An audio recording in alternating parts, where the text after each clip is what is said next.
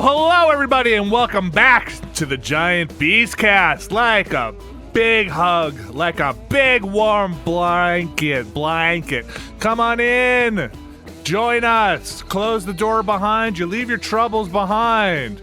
It's kind of like Cheers-ish. Cheers, where everybody knows your name because you sent us an email telling us you love the show. So thank you very much. We document it. We put them on a list. I've got everything. I remember everything. Steel trap in the head. Thanks, everybody, for listening. We're back. The new year. We've done a show in the new year, but let's just do it again. Alex Navarro, you are here.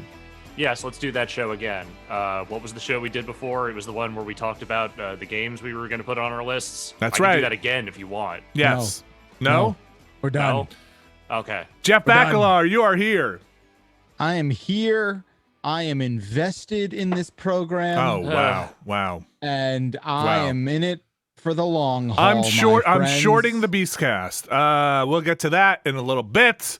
But right now, it's time to talk about the episode number, which is 297. It's the 200. Yeah, I feel like we spend a lot of time with the show number. Oh, I guess 300 coming up is a big deal. Somebody emailed and said, and early on in the Beastcast history, we said at 300 we would add music for the email section.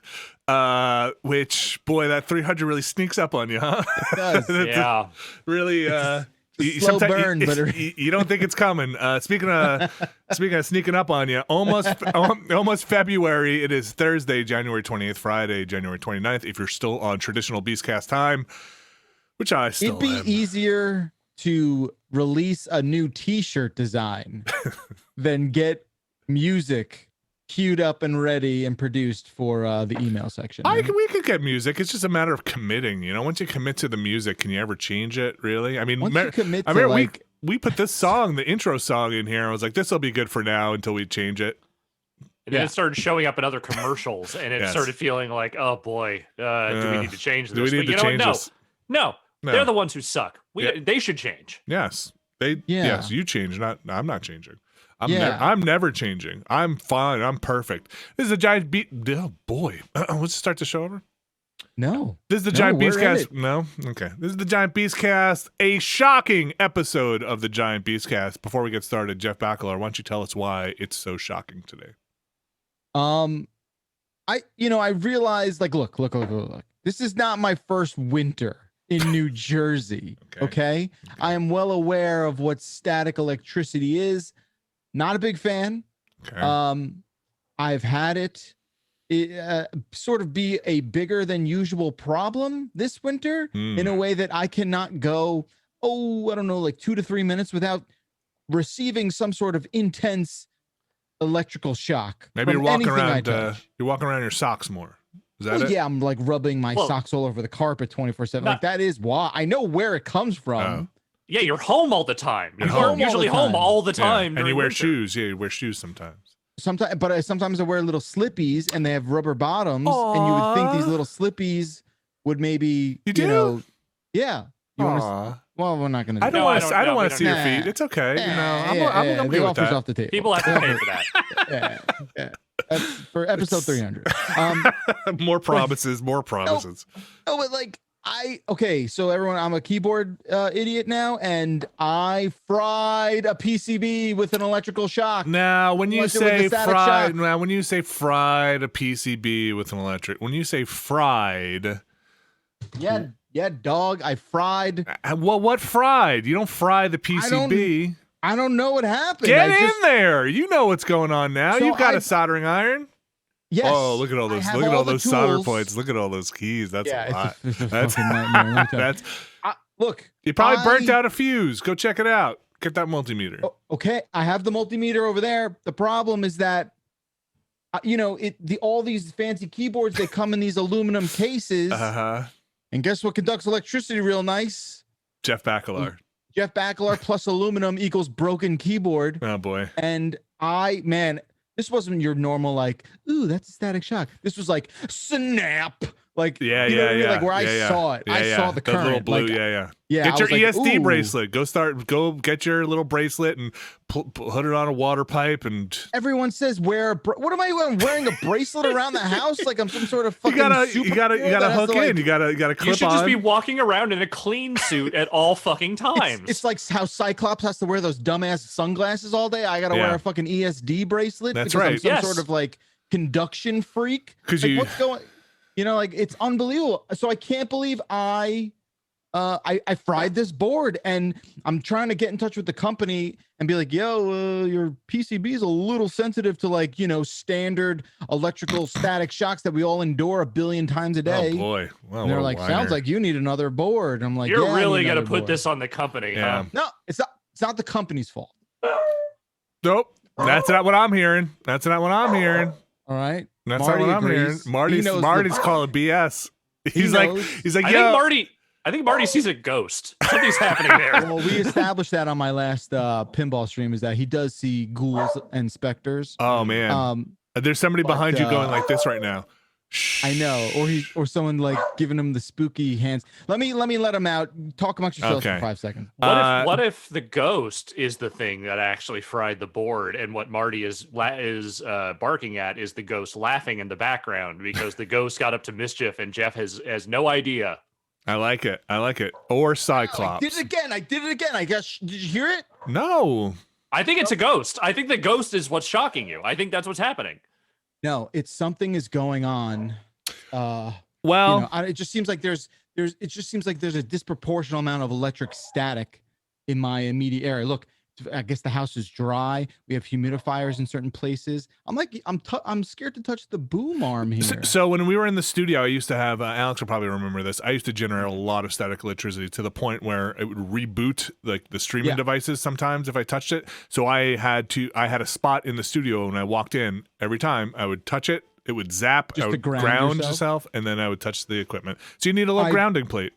I've started doing that. I started just grabbing like the bottom of the boom mic, which is some sort of metal. Feel the snap, feel good, and then I can touch my keyboard again. I used to get the exact same thing, but it was like a situation where I knew it was coming. So it would always happen when I grabbed the doorknob of the studio. So what I would do is anytime I would walk up to the studio, I would just put the back of my hand up against it and get the shock there because it's a lot less jarring when that happens, and I would be fine. I'm not trying to I like this company that I was talking about with the keyboard. I'm not trying to put them on blast or anything like that. But like, what do you think I should do? I'm scared I'm gonna ruin another keyboard. Will I do that? Like, I know a lot of these keyboard PCBs have ESD protection in them, and you know what that is, Vinny, right? So I'm assuming you pumped. So I'm assuming it's a fuse that is not. It's probably surface mounted. It's probably tiny. It's probably. You've tried plugging it in. Have you traced the current and the voltage to see where it stops going through? Well, that's maybe what I have to do. But I'll tell you what. So what happened was, I made that big electric snap, and it was scary. It unmounted. Yeah. I pop it back. I unplug it, plug it back in. I go into this app called VIA, which is like a universal keyboard control app, and it has a key testing section. I start typing on it, and like the F1 key lights up the whole row below it.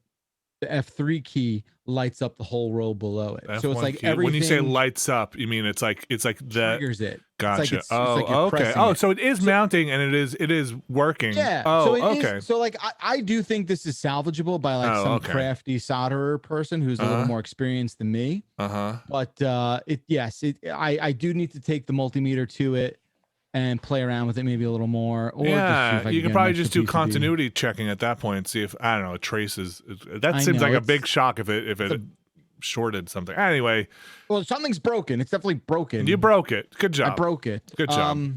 What else did we want to talk about with the shocking? That was kind of it. We have a question later in the emails that'll go a little bit more into destroying through your own through no fault of the company's and own your responsibility equipment.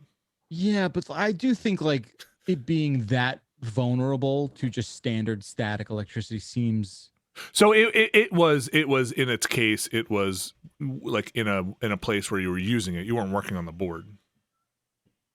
I was using the board like standard board using. Like a keyboard, yeah. I was just going clickety. Yeah, that sometimes seems I'll rough. touch this microphone and it like unmounts or whatever, not the mic or like the mouse or something that's plugged in over USB. It'll unmount when I touch it, and then it just kicks back on. So like something happens where you just like it's just like shaking up its head a little bit, and you know, after the current I guess goes through, it just like it's fine. Is there a chip on there? Okay, we'll talk about this off air. Yeah, we'll get off the. If it fried the chip, then you're probably donezo. Yeah, I don't know. I don't know what happened, but all that's, right. Come to the community. It's a lot of fun, a lot of unforeseen variables. Let me tell you. That's right. I love it. I stay for. This is why I come here to hear about your electric shocks. I didn't know there were going to be electric shocks. Shocks. Where's that guy? Where's that guy? I know he's still trying to find his gum. We're paying you. Wavy lines. Boy, we're just gonna do Ghostbusters. For the longest time, I still don't actually. I used to think that was just Rick Moranis in it, like without the glasses. Oh, that's funny. It's not. I'm pretty sure it's not. But I was convinced for when I was a child that was the same actor. Yeah. Let's talk about some other shocking developments here. Hitman 3. Folks, Hitman 3 came out. Was it last week? We were in the middle of doing our Game of the Year. Actually, shocking developments. Go check out our Game of the Year stuff. I think it was a lot of fun. Had some really interesting conversations, a lot of good talking, a lot of good games getting on lists, a lot of fun all around. Backlar, thank you very much. If you missed it last week, the Giant Beastcast, Backlar was there to help us take our top 10 lists and compile the Game of the Year big list before we whittled it down. Thank you very much. Yeah, thank you for just giving me that little taste that I wanted. Yeah. Just little... Jeff, none of your picks made it. Of course they didn't. Except Blender. What do you mean? The Blender did. No, Hades didn't make it. Well, no, I'm saying that of my unique picks. You didn't put Hades on there. That was already whoever there. went first did. I mean, I'm upset to hear that blenders in general. Blenders. No. I have All right, let's get moving on. I mean, there's like a blender, like a big higher end blender fight, right, between like a ninja and there's something else, right? Like the ninja blender, like and the NutriBullet or something like that. It's something I don't know. Anyway, Hitman 3 is what I wanted to talk about. Hitman 3 is the next game in the Hitman franchise, the rebooted Hitman franchise, the World of Assassination. It is the conclusion to the trilogy. The stunning conclusion to the Hitman rebooted franchise from IO Interactive, which we've talked about a lot on this show in the past. If you followed the trials and tribulations of where they have gone. Is this their first one? No, this is their second one outside of Square, right? Did Hitman 2 squeak out the door after they left Square Enix? I think it did. Oh boy, I should look that up. Huh? I don't know. Yeah, I'm pretty sure this is the only one they have done with no WB resources whatsoever. Square Enix, WB? Well, no, because that's right. No, sorry. Square Enix did the first one. WB picked up the second one. Okay, that's how it went. Okay. This is the one they did totally on their own. So I recommend folks look it up because, if there's one thing I'm good at, it's not being right. So look up how to get all the other look up how to get your Hitman 1, your Hitman 2 stuff into Hitman 3 on the PC. The game is currently on the Epic Games Store. It is also available on it's available on the PS4, PS5. There are versions there. It is available on the Xbox family of consoles. It's also available on the Switch in the cloud streaming form. Right. Which I have never touched, and I can't speak to that at all. Apparently, you can get. I did this on the PlayStation family because that's where my Hitman 2 stuff was. You can move over your progress from those games into the Hitman 3. Not from Hitman 1, unless you had Hitman 1 stuff in Hitman 2. Okay, right. Hitman 1 and 2 were just in there when I opened it up on EGS. Did you get a code for it, or did you get a? Okay, so you probably had. It was probably. It's like the super. Again, there's a lot of stuff going on. I feel like it's still a moving target at this point with some of what's going on. Stuff is on sale a lot on the Epic Game Store for getting those additions in there.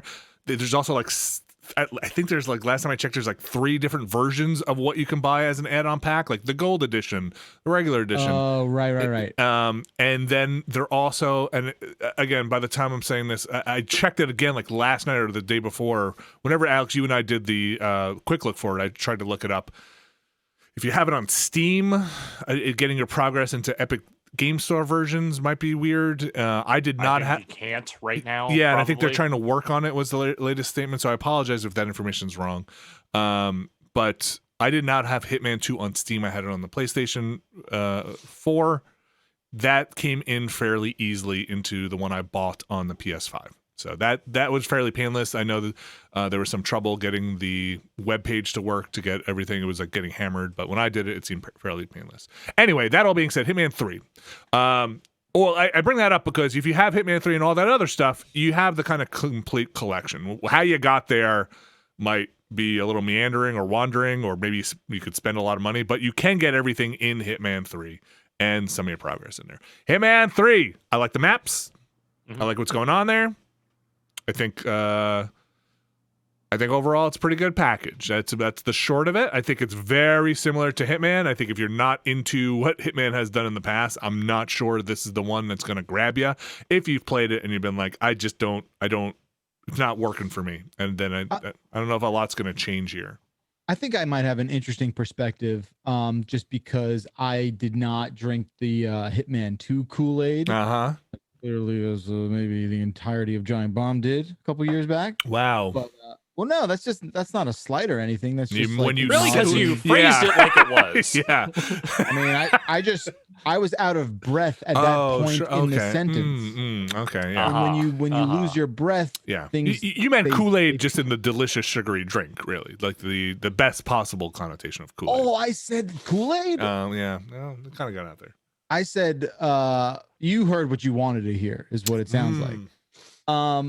So I didn't play that game that much. And when I started Hitman 3, I noticed that like the tutorial, like boat thing was the same, right? It's like the same. I didn't. I mean, what a that's just what the a pedestrian. tutorial from Hitman 1. Yeah, that's like the first tutorial. Yeah, it's like the only tutorial apparently, right? Okay, fine. Well, there's the an first advanced. level, there's an advanced. Yeah, like one? if you do the Dubai level, like it kind of acts as a precursor. Like, it's a lower difficulty mission compared to some of the other ones. Yeah, so that's where I'm coming from, right? So I jumped in. It was like, hey, you want to refresh your skills? I'm like, yeah, I don't know really I forgot how to play this game. Did the yacht thing. Yeah. Jumped into Dubai, and I think there's a certain sort of language that this game speaks that I think there's a tiny bit of a learning curve, just in the sense of like understanding what you're able to do and what you're able to sort of get away with. Yeah. Wow. Yeah. No. Because it's true. That is exactly.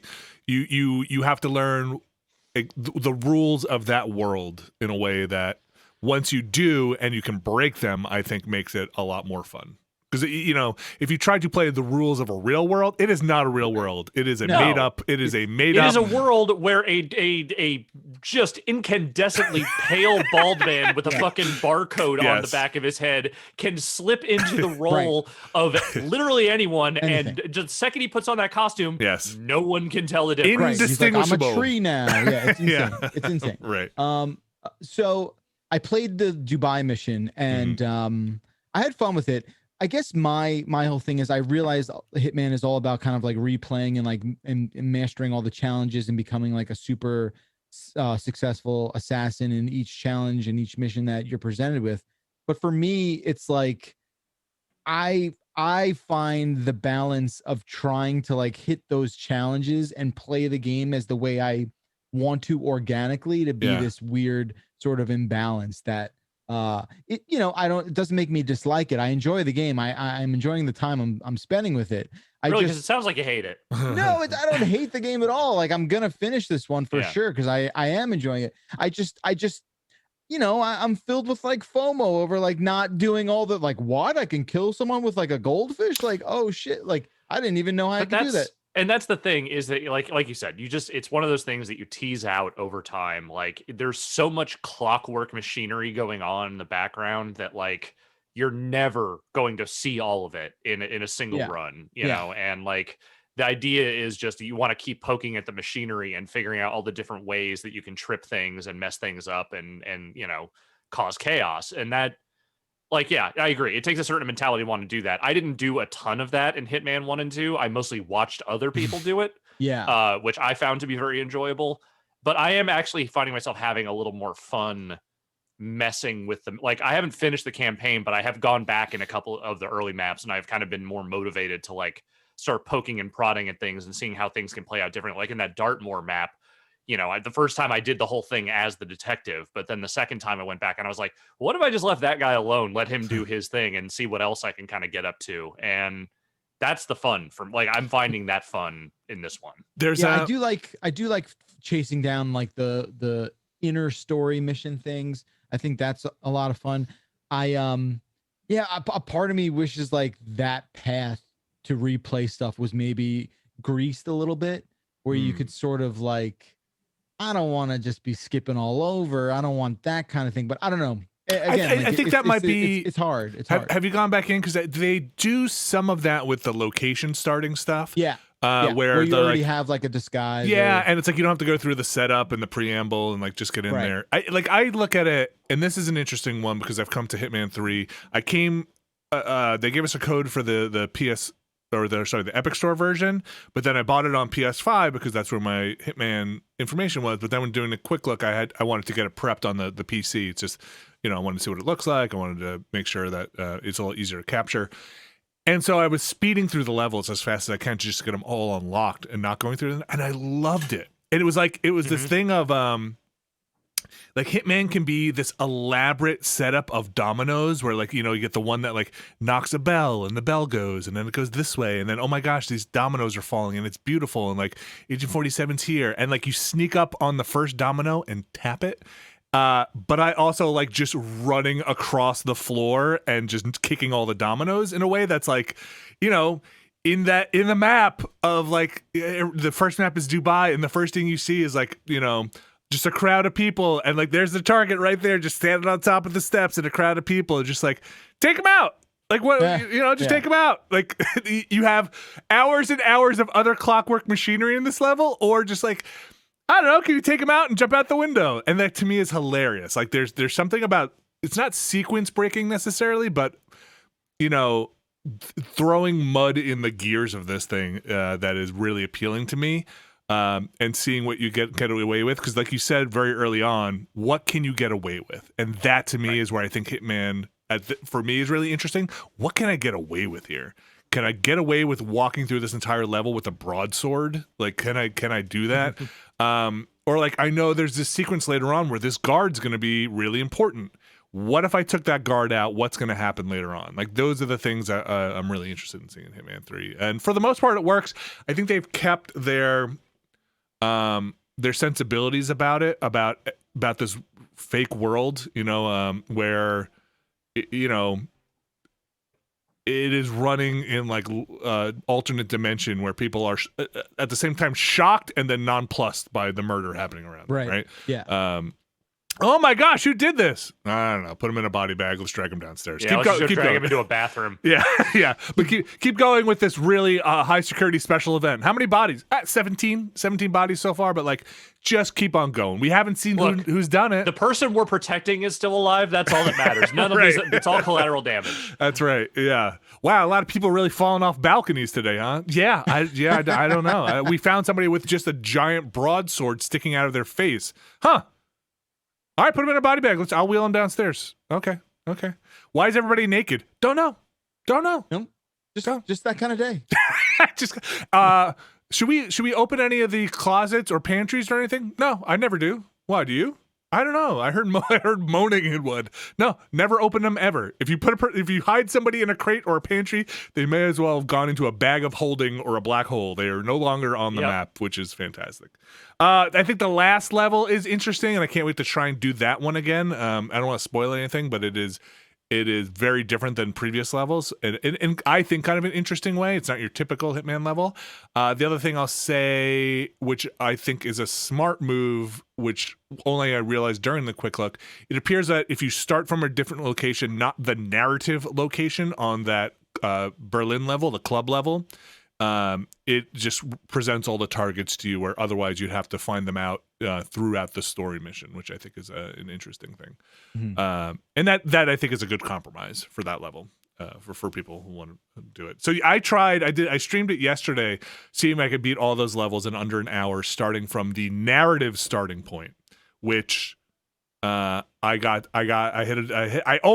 really close. I got pretty far on my first run. I think I could get faster. People are telling me there's a Dubai run that could be done in 9 seconds, which I think is amazing, but maybe not starting from the narrative starting point. So I might just start from the default starting point and not the narrative starting point from some of those. Anyway, Hitman 3. Are you going to become a Hitman speedrunner? Is that what you're going to do? I would love to. That seems so fun. I think I'll keep doing it until it's no longer fun. Until it's the part where it's like, this was supposed to be fun. Now I'm like, switching from. You're trying to shave 2 seconds off your screwdriver throw. Yeah, I mean, I'm thinking about switching over to mouse and keyboard for it to get the aim, a little better. The other game I played, unless anybody else has anything they want to add about Hitman 3, I think it's a fantastic entry in the Hitman series. I'm playing it too. I think people seem somewhat divided on the amount of narrative going on in this one. Not everyone is in this for the gripping tale of the world of assassination so much as they are just, here's a really pretty level to fucking smoke people in. I'm kind of I haven't finished it yet, so I'm jury's still out for me, but I'm not in it for the story either, but also I have mostly found the maps I've played thus far to be fun. I think that the stuff that pens you in to the narrative specific stuff is less interesting, but I am still having fun poking around those maps and just seeing like what kind of dumb shit I can do. It's a decent variety. That's what I think. I think the story stuff hit for me. I think it was actually, got out of its way enough and kind of dealt with its weird bullshit for this ridiculous world. It takes itself pretty seriously, and managed to gracefully exit. But I think the maps are varied enough where I think Hitman realizes the initial, not even the 2016, is that the original reboot one? I think it realizes its vision of crowds. There are some amazing crowds in Hitman 3's maps, especially that Berlin level, where you're like, how am I going to do this? And so they realize the maps are made in such a way where it's got giant crowds. There's so many people there. And then it has a lot of little back rooms and alleys that feel not contrived, but like, oh, this would be a behind the scenes alley, and this would be a thing, right? And mixed in with like that Dartmoor map, which is one of the best. It's a lot of fun. It's smaller and compact, but I think it's got interesting stuff happening in it. It's a good variety, I think. And that last map, which is interesting, I have to go back to it. Jury's still out and see how that one goes on trying to beat that last map. Okay, so the other game I played, Dyson Sphere Project. A lot of words there. I can't wait to finally hear what this thing is, because this has been described to me in varying terms that all seem to center around this is a Vinny-ass Vinny game. So tell me about this Vinny-ass Vinny game. So it was pitched to me as Factorio meets Satisfactory. I think it is a little more Factorio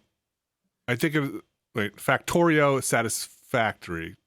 Sorry, did I say that right? It is more Factorio, I think, than Satisfactory. It is a engine building game, and by engine I mean industrial complex. You're building machines to build other machines. You're building machines to build parts to build other machines to build new machines that build new parts. That whole thing. You're building. You're manufacturing research, which is, I feel like, a very Factorio thing to go down the upgrade tree. But it's a very pretty game, and it also has like interplanetary building on it. Backlar, we've lost you. I don't know if that's intentional. Yeah, I see. Okay.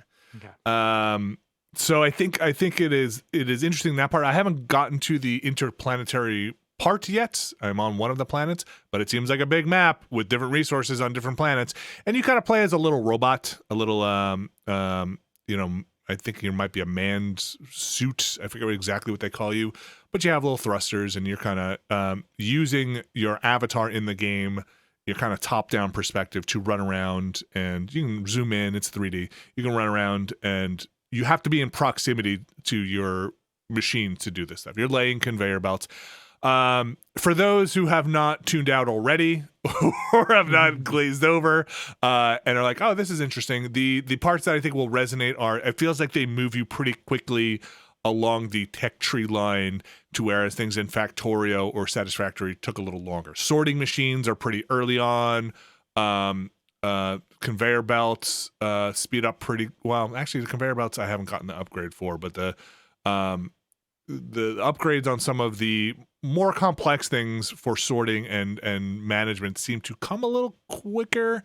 But now I'm saying that the conveyor belts are kind of slow now. And I have a splitter, but not a merger.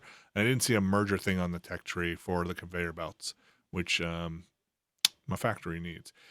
Anyway, it is that type of game. And it is interesting. I like it. It's early access. I want to keep going with it. Do you have time to let another one of these games take into over your life, into your heart? I don't know. Well, you're kind of done with like Factorio at this point, right? Like I'm not kind of hit done. the wall. No. It's so there's a problem with going to Backler. You're having a good time there, right? Yeah, I'm fine. Okay. Okay. Yeah, you look great. Okay. Never look better. You're just blinking around a lot. So the thing is, when you're in early access on these things, they can make changes that really destroy your factory. And you have to be ready for that in playing these games. It happened to me in Factorio. It happened to me in Satisfactory. So you kind of sometimes have to be ready to just start over and go and move along. And I can see that already. I believe there will be things in this game that, while I think it's pretty advanced from the start with its tool set, they can add some things like replacing Mark 1 of something with a Mark 2 of something easily, or tweaking the way certain dynamics work within the machines. Do I want to spend a lot of time in here outside of coverage building a factory that might have to be totally rebuilt again? I've already got 2 of those. Like, I have to start all over from Factorio, basically. I don't know. That's my question. I do like what I've seen so far of the game, but that's kind of where things fall for me. Like, am I ready to invest a lot of time in something that's probably going to have to be rebuilt enough? A lot of those games are, how much bullshit are you willing to put up with? And so I've already got 2 bullshit things that I really enjoy, but like I don't know if a third. It does feel like a sequel to Factorio. I know Factorio just went 1.0 last year, but it feels like, oh, this is an evolution here. And we'll see. We'll see how it goes. I think a lot of people familiar with Factorio would find this familiar. A lot of people who've just played Satisfactory would find this pretty different, I think. Also, it has the other thing that scared the crap out of me, and again, people who are paying attention to this might understand what this means. The nodes seem, where you get your resources, iron ore, copper ore, they seem to deplete, and that just, I mean, it's an interplanetary game. You're going to go find more stuff. That to me is always scary, and like, oh my gosh, am I going to set up this whole infrastructure, and then at some point these nodes are they seem very abundant, so I don't know when they're going to deplete, but like, you set all this stuff up, and am I going to run out of Vespine gas at some point? So I don't know. We'll see. Yes. So yeah, Dyson Sphere project. I think the end goal is to build a Dyson Sphere and harness the energy of the sun in that solar system. We'll see. We'll see if Caravella can get there. We'll see. I like those games. Was anyone else's first experience with the concept of a Dyson Sphere that one episode of Star Trek: The Next Generation with James Doohan? No, what do they do? What do they? I don't know. I've not seen that one. So they find a fucking Dyson Sphere out in the middle of the universe, and there's a Federation ship crashed on it, and Scotty was on that ship, and he saved his life by putting his transporter pattern into the buffer and just leaving it there running forever. Oh God! And so they re-transport him, and he's back, and he's like, oh shit, it's like 200 years later. And it turns out they were investigating this Dyson Sphere, which has since been abandoned because the star is like dying. Not supernova, but it is dying. It is going bad. So yeah, that there's a whole episode. Wait, he did. You can. Oh, It's Star Trek. You can do anything with transporters. Anything with transporters can happen. That raises a lot of questions here, Alex. Is that really Scotty? It is Scotty. It is him. But yeah, nonetheless, they do a whole thing with the Dyson Sphere, and it's kind of cool. Oh, yeah, okay. Anyway, neat game. We'll do a quick look of it. I will rope somebody into sitting with me probably, or just do it by I want to say I did one of them by myself at some point, or maybe there was a Zachtronics game, because at some point you're like, listen, the person sitting next to me doesn't have a lot to add here, but I'm just going to be running down menus this entire time. There aren't any jokes to be made. There's nothing to say. It is just there's nothing funny about these machines. Okay, there's nothing funny here. You just need to know how the building is and the running around is. Alex, any other games you want to talk about?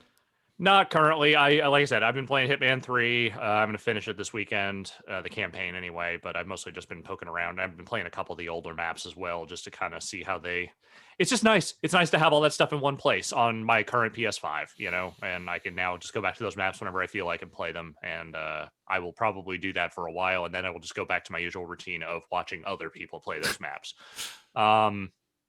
Yeah, I haven't really gotten into too much else. I mentioned before, and if you were listening to Game of the Year, you caught that I finished Assassin's Creed Valhalla finally. Yeah. Not my favorite in even this current trilogy of games. You can hear me yell about the ending if you want to go to day 4 of our deliberations, and you can hear me yell about the stupid shit that game finally fucking gets around to doing at the end. 108 hours later, I am left kind of wondering, did I really need to play this whole thing? Maybe not, but I did. So, I did it. Congratulations to me, I guess. Yes, congratulations. I think that is an accomplishment. Yeah. I'm surprised you stick with it. It's not an accomplishment I want to go around like yelling about, going, look at me, look what I did. No, it's like, oh, look at me, look what I did. And other than that, no, I've just been watching a lot of anime.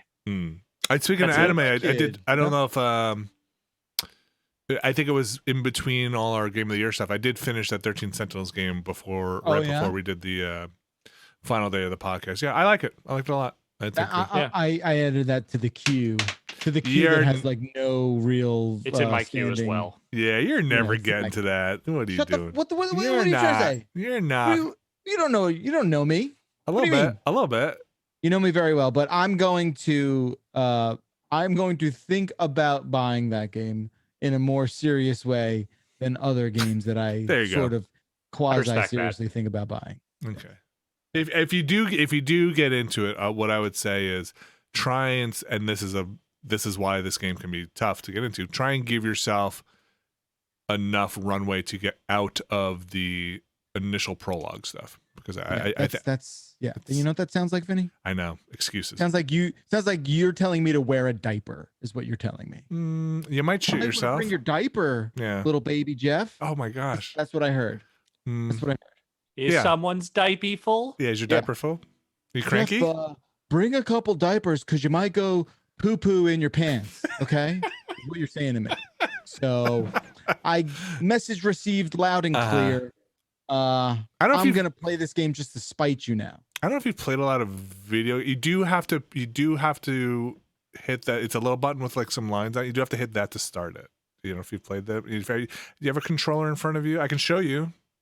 But how's the running around in that game? Actually, the running around is mostly what you do in that game. Running around and reading text, and occasionally fight robots. I'm gonna play it because I like someone who was describing it. Maybe it was Jan. Oh yeah, Jan was doing the most describing of that game throughout Game of the Year. I was like, I like what you're saying, my man. All right, is it my turn? It is. Why is your diaper full? I got it because I want to get to the break because I gotta put on the new Pampers. Okay. All right. Jeff Dypelar. What's up, Backlar? So unload, if you will. Go for it. Nice. So I took a break from playing Modern Warfare. I did play the new Warzone map from playing Cold War. I did try out the new mini Warzone map in Modern Warfare, and I like it. I think if you're someone who's been burnt out on the big Verdansk map in Warzone, check out the mini map. It's like a little island. It's much more frenetic. There's respawning. I think it's a, I don't want to say it's a better version of what Warzone is, but I think it's an interestingly modified reimagining of what Warzone could be. Moving along. Hey, wait, I have a question. Sorry. This just occurred to me. But you've played so much Warzone, I feel like you know the answer. Warzone is still based off of Modern Warfare. I know it's an independent thing now, but so like none of the weapons from Black Ops or like, and none of the what do they call them? The loadouts come in, right? I have not been paying attention to this that much, but I do know like almost with complete certainty that some Cold War guns are in in Warzone now. Okay, so it is cross product at that point. Yeah, and if I'm wrong on that, I have seriously misinterpreted what I've seen. Like, have you seen your loadouts drop from Black Ops at all? No. Okay. No. Interesting. Because that makes sense, because I feel like it's just importing your Modern Warfare dropouts. Yeah, I don't know. I didn't know where they had gone once they had detached it a bit from Modern Warfare and made it a separate product. Okay, sorry. All right. And then I've started the Medium. Oh yes, the new Bloober Team game. That is on that's on Game Pass currently, right? That is on Game Pass. I did not realize that was happening, but I do believe it is a Xbox exclusive. PC and Xbox, yes. PC, Xbox exclusive, at least for now. And I played about the first 2 hours of that game, and I didn't know much about it going into it. I only had been exposed to all of the trailers and whatnot. I didn't read any reviews or anything like that. Same here. Yeah. And that game's doing something that I think I'm into. Okay. It is a lot of forced perspective, walking around, almost like old school Resident Evil style, where you're piecing together like fixed camera stuff. Yeah.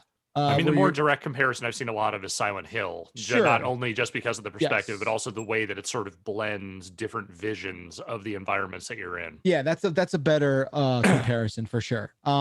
So I think because once that aesthetic was sort of unlocked and shown to me, I was just like, oh, I'm into this. So far, I don't think like the story has really grabbed me in a way that the sort of design and the stuff I just described has, but I am digging what it's doing. I was exposed to like the game's gimmick, which is like these sort of like duality of worlds happening in Does that work? A split screen sort of fashion. I'm not ready to make a judgment on that just yet. It's fair. I gotta wait to really dive into that a little more in a more meaningful way. But like I think the voice acting is pretty good. I don't know. I know I'm very judgmental on that kind of stuff, and some of it for me works, some of it is just like, oh brother. But I'm having fun with it. It's got a slow pace, but I'm digging what it's doing. So Medium. I will continue this journey for sure. I mean, it's a game doing a style of survival horror that most survival horror franchises that are still around aren't really doing anymore. And right. so I think there's something sort of novel about that. Yeah, for sure. You're exactly right, Alex. I think like, I don't know. Everyone's like, oh, this is the Xbox exclusive. Finally. And it's just like, yeah. I mean, it is. Finally. Yeah. But is it the one? Let's just say this. I've been playing it on my Xbox Series X, and I'm like, maybe we should have booted this up on PC. Oh, wait, is it not running very well, or it just doesn't look super good? It runs a little funky at times. Okay. I've actually heard the PC version of that does also run a little bit funky. So all right, so maybe I'll stay put and shut up. But yeah, no major complaints in the performance or fidelity category. But yeah, I'm digging it. I'm excited to be doing something new. It's funny, that game is pretty sort of self-serious, and you get to a point where like the credits start, the intro credits start to roll, and it's like you're seeing all this like weird, creepy B-roll, and then all of a sudden it's just like Bloober presents, and you're like, Bloop, bloop. I'm not here to tell any company that they need to change their name or identity, especially after they have established themselves and gotten a little cachet in the industry in which they work. But man, if you're gonna make horror games, Bloober is just not a word that's gonna convey that feeling. It's like Poo Poo Pants presents. I don't know.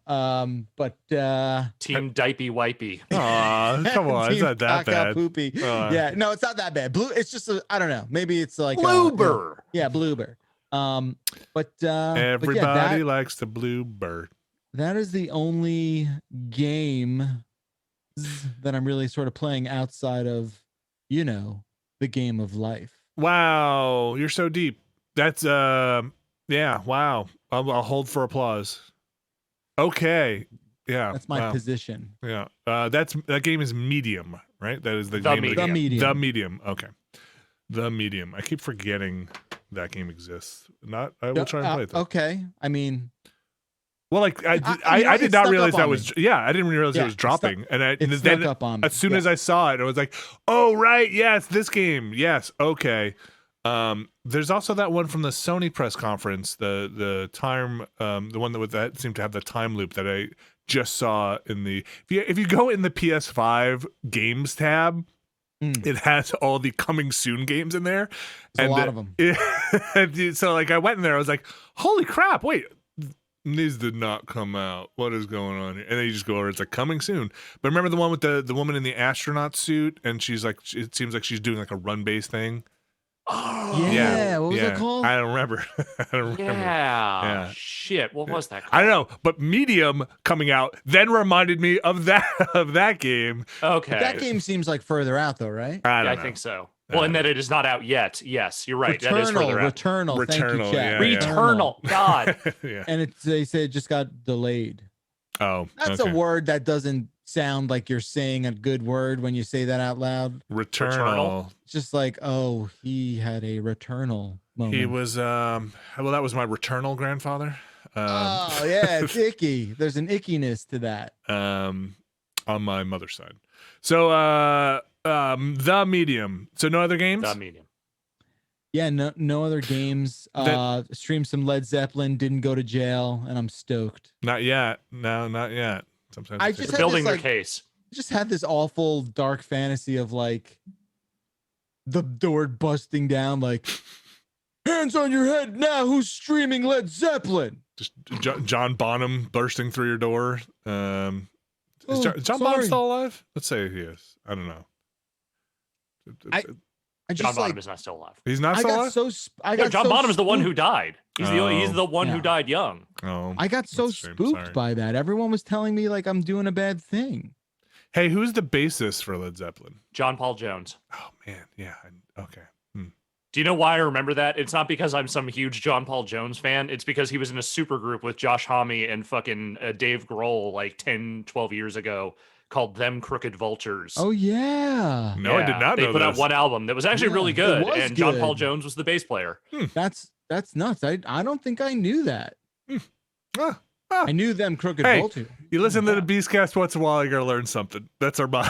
Every now and again. Every now and again, something's going to happen. All right, folks, that is, we talked a lot about Hitman 3 there. That's the next Hitman game in that trilogy. Like Alex said, the finale of that game. Dyson Sphere. Yes, the finale. That's how the word is pronounced. Finale. The finale. Dyson Sphere project. That is the Factorio / if you will, Satisfactory game. And then The Medium is the game Jeff Backler was talking about on Game Pass and PC. Yep. Is it on? Is it Windows Store exclusive, or is it? Can you get it through other PC platforms? You know. That's a good question. Oh yeah, I don't have that information on that. I know. This is not a podcast for good questions, or at least not answers to them. No, unless it's about John Bonham, apparently. Yeah. I think when I saw the option to get it, it was like through that PC Xbox app. So okay. Yeah. I'm gonna have to check that out. Matt Rory in the chat says it's on Epic. Yeah. Okay, thanks, Matt Rory. All right, we are going to take a quick break here. We're going to be back with some news. Stick around because Jeff Backler is going to explain the stock market Oh shit, you're all in trouble. To all of us. I watch. Hey, while we're on, I'll say this before we go on break. Since you're watching this live, the break's a little longer. If you're hearing this recorded, then you're out of luck. Go watch Bacalar's video with who's the person you interviewed? Jill Schlesinger. Jill Schlesinger on the stock market. It's pretty short, but it's very good. Oh, not on the stock market. On what's happening with the GameStop stuff. It's pretty good. It just explains the entire stock market. How it all works. And you're going to be minutes. trading in no time. And we'll be right back in a couple of minutes.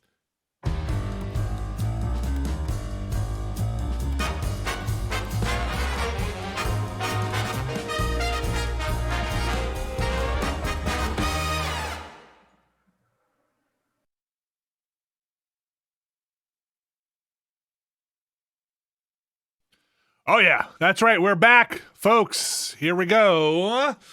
Ooh, yeah. Now, before we get started on this week's The Giant to Beastcast, the news section featuring Jeff Bacalar and Alex Navarro, I do need to say one thing. We will be saying the word GameStop. Don't get it confused with GameSpot. Don't get it twisted. Don't get it twisted. With don't get it confused with GameSpot. Such I a gotta good hard say, drive joke story. I gotta say, the relative infrequency I have seen people make that mistake over the course of the last few days leads me to believe that everyone that has ever done that to me before was doing it on purpose. I've not. I rarely do it on purpose, but I continue to do it. When you watch media coverage of it, nobody makes that mistake because nobody knows, one or the other. Yeah, they're just like, this is the word I'm saying. Like, why would I be mixing it up with anything else? So let's talk about this. Yeah, let's kick. Before you saw that hard drive. You know what hard drive is, right? I know what a hard drive is. I know what the hard drive is. Yes, they're a parody site. Teen accidentally invests life fortune in GameSpot. Come on, that's not bad. That's good. No, that's funny. That's a joke. Like that's a joke everyone was trying to write on Tuesday. You know what I saw? I immediately was like, "Well, Red Ventures is a private company. How would you even do that?" Which was like, "Oh, right, the joke." Caravelle. Yeah, thanks, Dad. Okay, the joke. Go change Bacalar's diaper. Let's go. Bacalar, let's get in there and don't draw pictures of me changing Bacalar's diaper. I don't need that. No. I know what you were thinking. I'll look at anything. That's fine. That sounds fine. Speaking of shit shows, let's go. Yeah, I'll set it up. Jeff, you can knock them down. All right. So before we get into this, let's just be clear. We are not taking any particular sides in this whole thing. The only thing I am absolutely confident in is that no one needs to be rooting for hedge funds in any of this. But nonetheless, here is what's going on. So GameStop, we all know that they are a financially distressed company to some degree. The brick and mortar sales, not what they used to be, struggling to find their place in an increasingly digital marketplace. So their stock hasn't been doing great for a while. So some hedge funds at some point apparently decided that they were going to try and short the GameStop stock, which I'm going to say I am not the person to give you a detailed explanation of how that works, but the basic gist is they borrow a bunch of stock at a certain price, and then they eventually buy that stock at a lower price because they are betting that the stock is going to continue tumbling downward. Yeah, that's pretty much it. Yeah, they make money basically by just assuming that at some point the stock will be worth less, and they will get to keep some of that money that they whatever. The Big Short. Yes. So Reddit, the source of all good things that happen in the world. The Wall Street Bets subreddit, which is a place where I assume a lot of people that have seen The Wolf of Wall Street about 1,000 times hang out. They caught notice of this was going on and decided that they were going to start buying up GameStop stock at prices above the value that they were essentially set at. And you could do that. You can say buy this at more than the ask. Well, you can buy stock. Oh, right. Yeah, but you can't buy it and just be like, here's a little extra on top. It's worth this, Yeah. No, look again. This is where some of the knowledge base that I have in here kind of breaks down. I have been talking to my dad about this a little bit here and there. This is like the most texts we have exchanged about any one subject in years. Okay. So thank you, Wall Street Bets, for healing our relationship. So what I gather is whatever they were doing, it was driving the price of the stock back up in a significant way to the point where it ballooned to a degree that it has literally never been. It was at highs that GameStop, at the height of its popularity, never achieved. Right. And so as a result of this, these hedge funds that were essentially relying on the stock to go down, were finding themselves in a position where they were going to have to buy back that stock at prices much higher than what they had been banking on. Right. And while there is still some debate as to what the actual effect has been yet, because some of these shorts aren't going to come to call, I think, until tomorrow. Yeah. But the knock-on effect seems to be that at least a couple of hedge funds, if they are not bankrupted yet, are going to be in a position where they may just not have the money to continue operating at the rate that they were. And these are multi-billion-dollar companies. Wait, so are you saying the margin is not, they are not able, their margin is not able to cover the basically the bets that they made. Yeah. Yes. So is this was it Wall Street? Is this Wall Street bets giving each other $1 and then Mortimer and whatever his name is eating trash out of the No, this is Melvin Capital screaming, turn those machines back on, and they're not going to be able to do that. They're the Duke brothers. The problem, it's the Dukes, but it is Dan Aykroyd and the dollar bet is like whether or not they could turn Eddie Murphy into Dan Aykroyd. No, but at the end of the movie, don't you remember Eddie Murphy and Dan Aykroyd do the fake $1? Yes. Could you make? They do the $1 bet, yeah. Because they play with their lives over $1. Yes. Okay. Which I'll say this: I have better understood the end of that movie now. Orange futures because of this. I mean, it is the parallels are kind of great. Futures trading, a whole other. Commodities market is a different ball game altogether. But nonetheless, so we're now in this position. And so this has been an ongoing story, it's to the point where there was a sentence that was posted on Twitter, which is to say the Biden administration is watching GameStop, which is just an unbelievable combination of words. Hey, you knew it would get here. If you told me to pull out of my bag of like doomsday scenarios, like GameStop might be on a ticket in there. Elon Musk would be on there. Like a lot of these things that are happening. It's a bingo card. Yeah. The thing with it being GameStop is really nothing short of a perfect sort of storm. This entire thing really does have nothing to do with video games. Like that is this is the wildebeest carcass these hyenas happen to pounce on. Right, like this is like the hot potato. It landed on GameStop. Right? Like that's kind of what it is. I think there is an interesting backstory of like, a lot of media outlets are just like really getting it wrong, where they're like, oh, there's this renaissance and yearning for yesteryear, and it's like, no, motherfucker, you're just like trying to insert. Wait, like they want GameStop to come back and sell them like Rock Band equipment. Is like, we like the stock, right? Like we like the stock, right? It's like, well, no, you like the stock because you're fucking sticking it to hedge funds. Nobody likes GameStop. No one has ever liked GameStop. Think Geek or Funko Pops probably like them. They accepted it because it was the way that you got stuff, but nobody likes GameStop. That's impossible. Right. And I've seen some really shitty takes out there of like people just being like, hey, I'm never gonna unpack all that stuff. That's a whole other that's an after hours episode. But yeah, like they like it because they're fucking over hedge funds, which is great. Right. Like, right. They did great. Right. Yeah. Fuck them.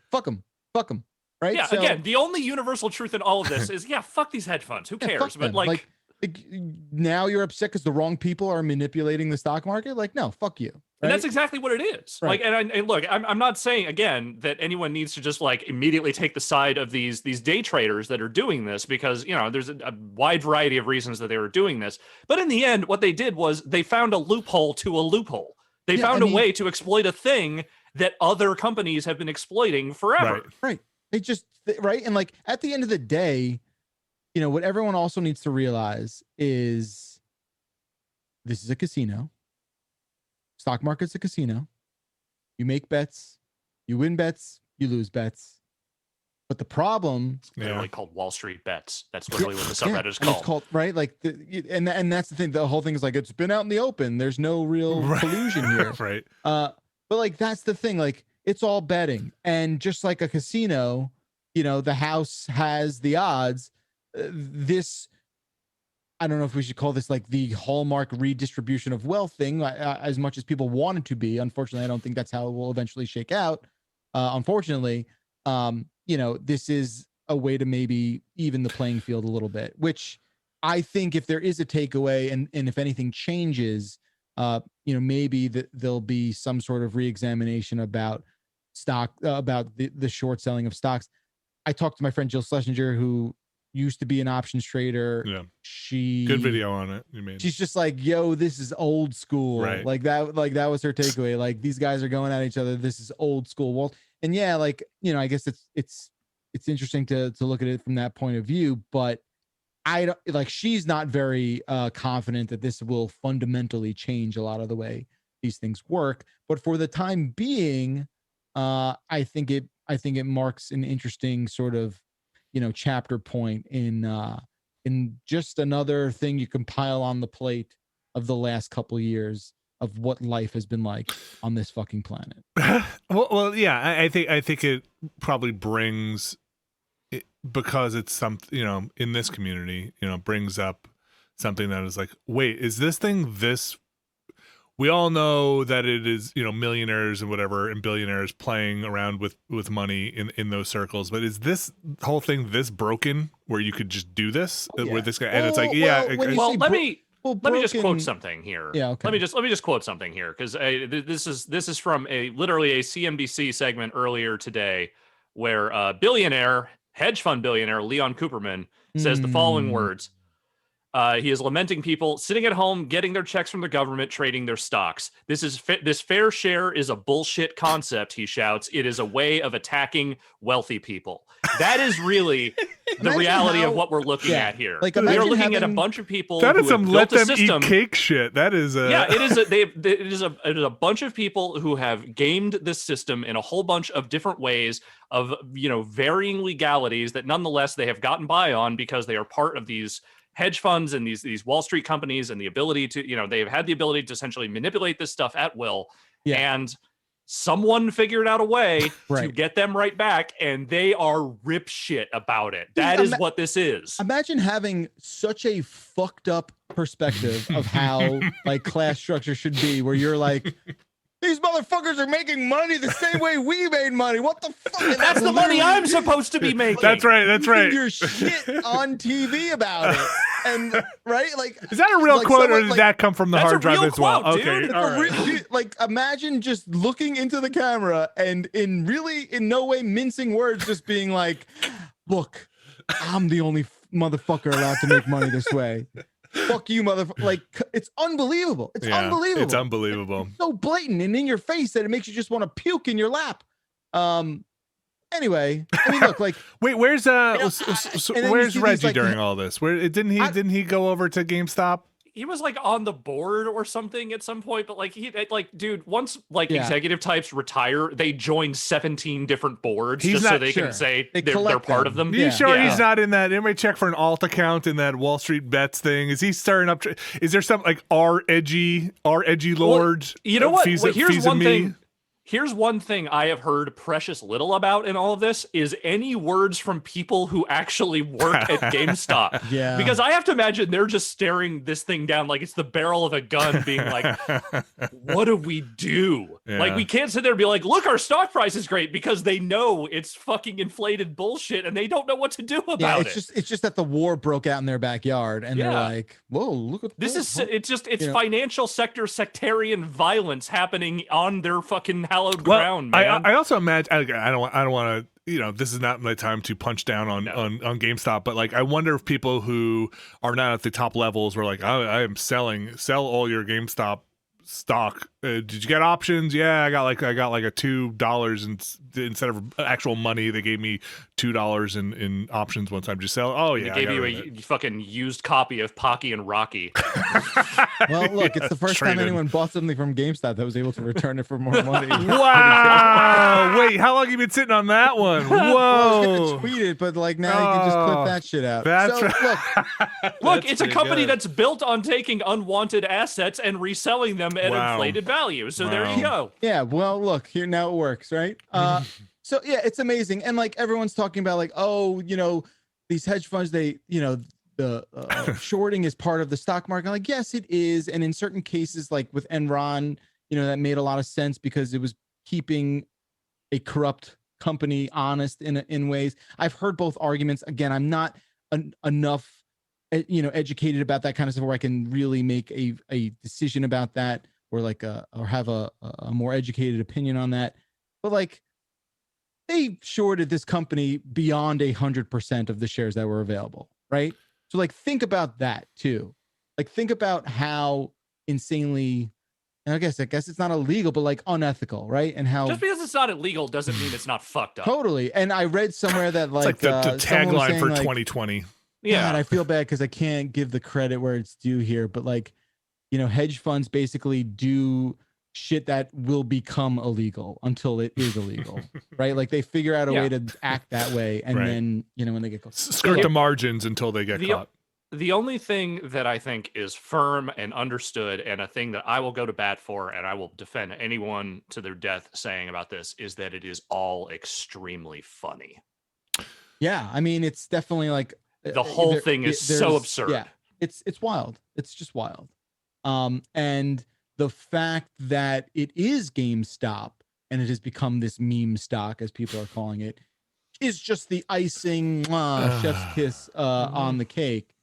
And I mean, it's just totally batshit insane. Okay, so here's me not saying it's not funny, but saying like the scary part for me is this is the place, not GameStop, but the stock market is now where a lot of us have been forced to put our retirement hopes and dreams, right? Oh yeah. And so seeing this stuff always makes me be like, well, fuck, like this is what, people put their 401ks into. This is what, there are no pensions. There's no security blanket really.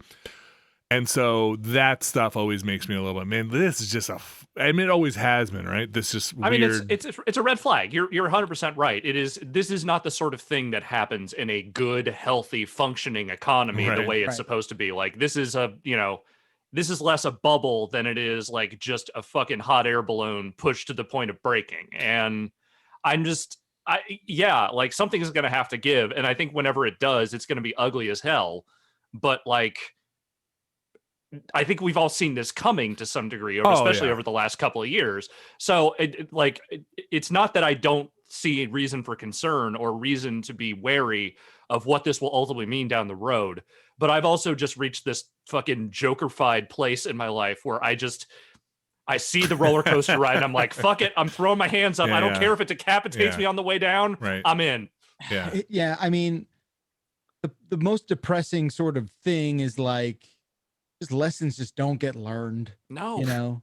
And I've seen The Big Short 100 times too. And, I understand, after the last 72 hours, I understand like 20% more of that movie, which is great.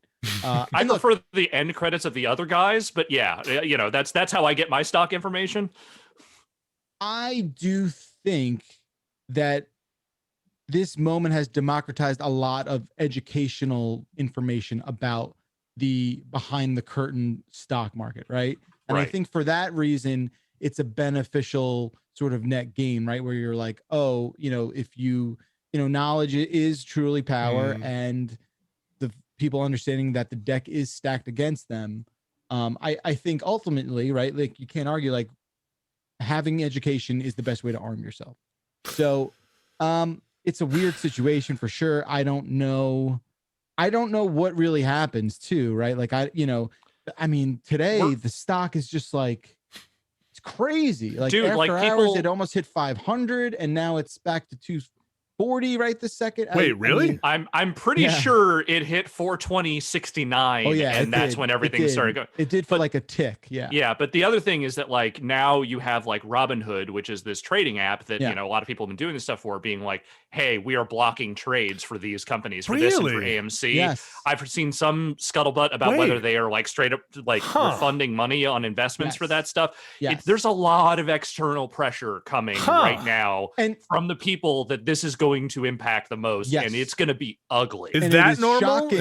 No, it is not. Well, it's halting trading is not abnormal. It does happen. I know I've seen it before. Like if there's like a major crisis busting or a something tire on the highway, you're like, holy shit, let's like that. Halting trading does happen, but the aggressive surgicalness of what's happening is not cool at all. And there is really some scary. That sounds messed up. I don't know anything. Okay, right? Yeah, that's what it sounds like on the surface. And just a lot of people really, I think if this sort of behavior doesn't tell you straight up just how fundamentally corrupt these institutions are, we're like, oh, the thing is going the wrong way. Like, oh, we gotta pull the brakes. Like, come on, it's pretty obvious. I just think like, what? Are you gonna add something? I am not good with this. I am not good with the stock market. It's something I've kind of stayed away from. I pay somebody to handle like accounts because I just cannot. It makes me very anxious. I can't do it well. I can't even do an eBay buy, right? Like I'm not good in those situations where. Okay, that's maybe a little like I promise you, eBay's all right, man. Well, no, I just mean in terms of bidding, I get really anxious and like, oh my gosh, I gotta get in there. Should I buy it now? Should this, so I get anxious with that stuff. The time years and years and years ago, and this is not a new story, but it was the time I realized I would never get into it was when the stories would start coming out about data centers that were like renting space to get the trading computer closer to the centers because the cable run is shorter and the milliseconds it takes for data to travel the length of a cable is what could determine whether you got in on the good price or not, as computers are basically transacting in milliseconds. And that was like, this is out of control. Sorry, what were you gonna say, Jeff? It just reminded me as we're going through this of like the depth to which some of this stuff goes. No, I mean, I was just gonna say like all this stuff is still like it is real money. It is dangerous. It is real money. It is dangerous. But look, it's all fake. All money is fake. The economy is fake. It's all made up. And it's the stock market is just rich people feelings made manifest. That's all it is. It's dangerous, and it's I'm not a big stock market person, but the one rule of thumb that I've always stuck to is only invest what you're willing to lose. That's right. Completely. Right. I mean completely. Right. That's why the short stuff is so scary, because if you short a stock, like your potential losses are infinite. Right. You're on the hook. Stock can continue to go up and up and up forever. At which you are liable for the difference, right? To make that up when it's due. So it's the same rule I use as somebody who has like addictive personality problems in terms of like, hey, be careful. It is if I ever go to casinos or whatever, it is take the money out that I'm going to spend and then put the card away or give it to somebody else, or that is it. And walking in there with $50. And once I'm done playing with my $50, be done, because I definitely fall into the category of like, one more. Hey, listen, I'll get one more here going. It's, I know that about myself, and so it's listen, the temptation is great. Yeah. Oh boy, I do like craps. I'll say that. I like playing craps. I do. That's why you wear that diaper. All right, on that one. Good job, Alex. And scene. Thank you very much. This has been a well-informed version. Honestly, this was way better than I thought it was going to be going into this. Like Jeff clearly knew more about what he was talking about than I thought any of us would, and I feel like we got out of this relatively unscathed. Yeah, I mean, like I said, I learned an awful lot. I do have a lot of friends who are in this business, and of course Jill, who's a invaluable resource. But yeah, I do at the same time I find it like, it's very interesting. And look, all this with the backdrop of like how in dire straits this country is in, and all these people who don't have aren't at a situation where they can own stock, right? Like, right. Half the country does not own a shred of stock. I think that's the statistic, but yeah.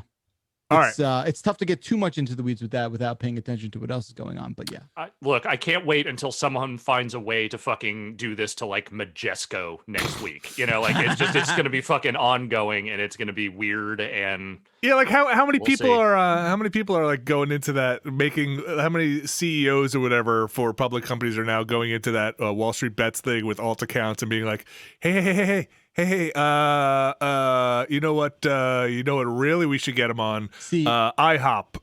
Or but that's the thing, like that sub has like doubled in member size, so like that place is pretty much done. Hey, right? kids, let's stick it to the man on I don't know, let's roller skates, like yeah, right.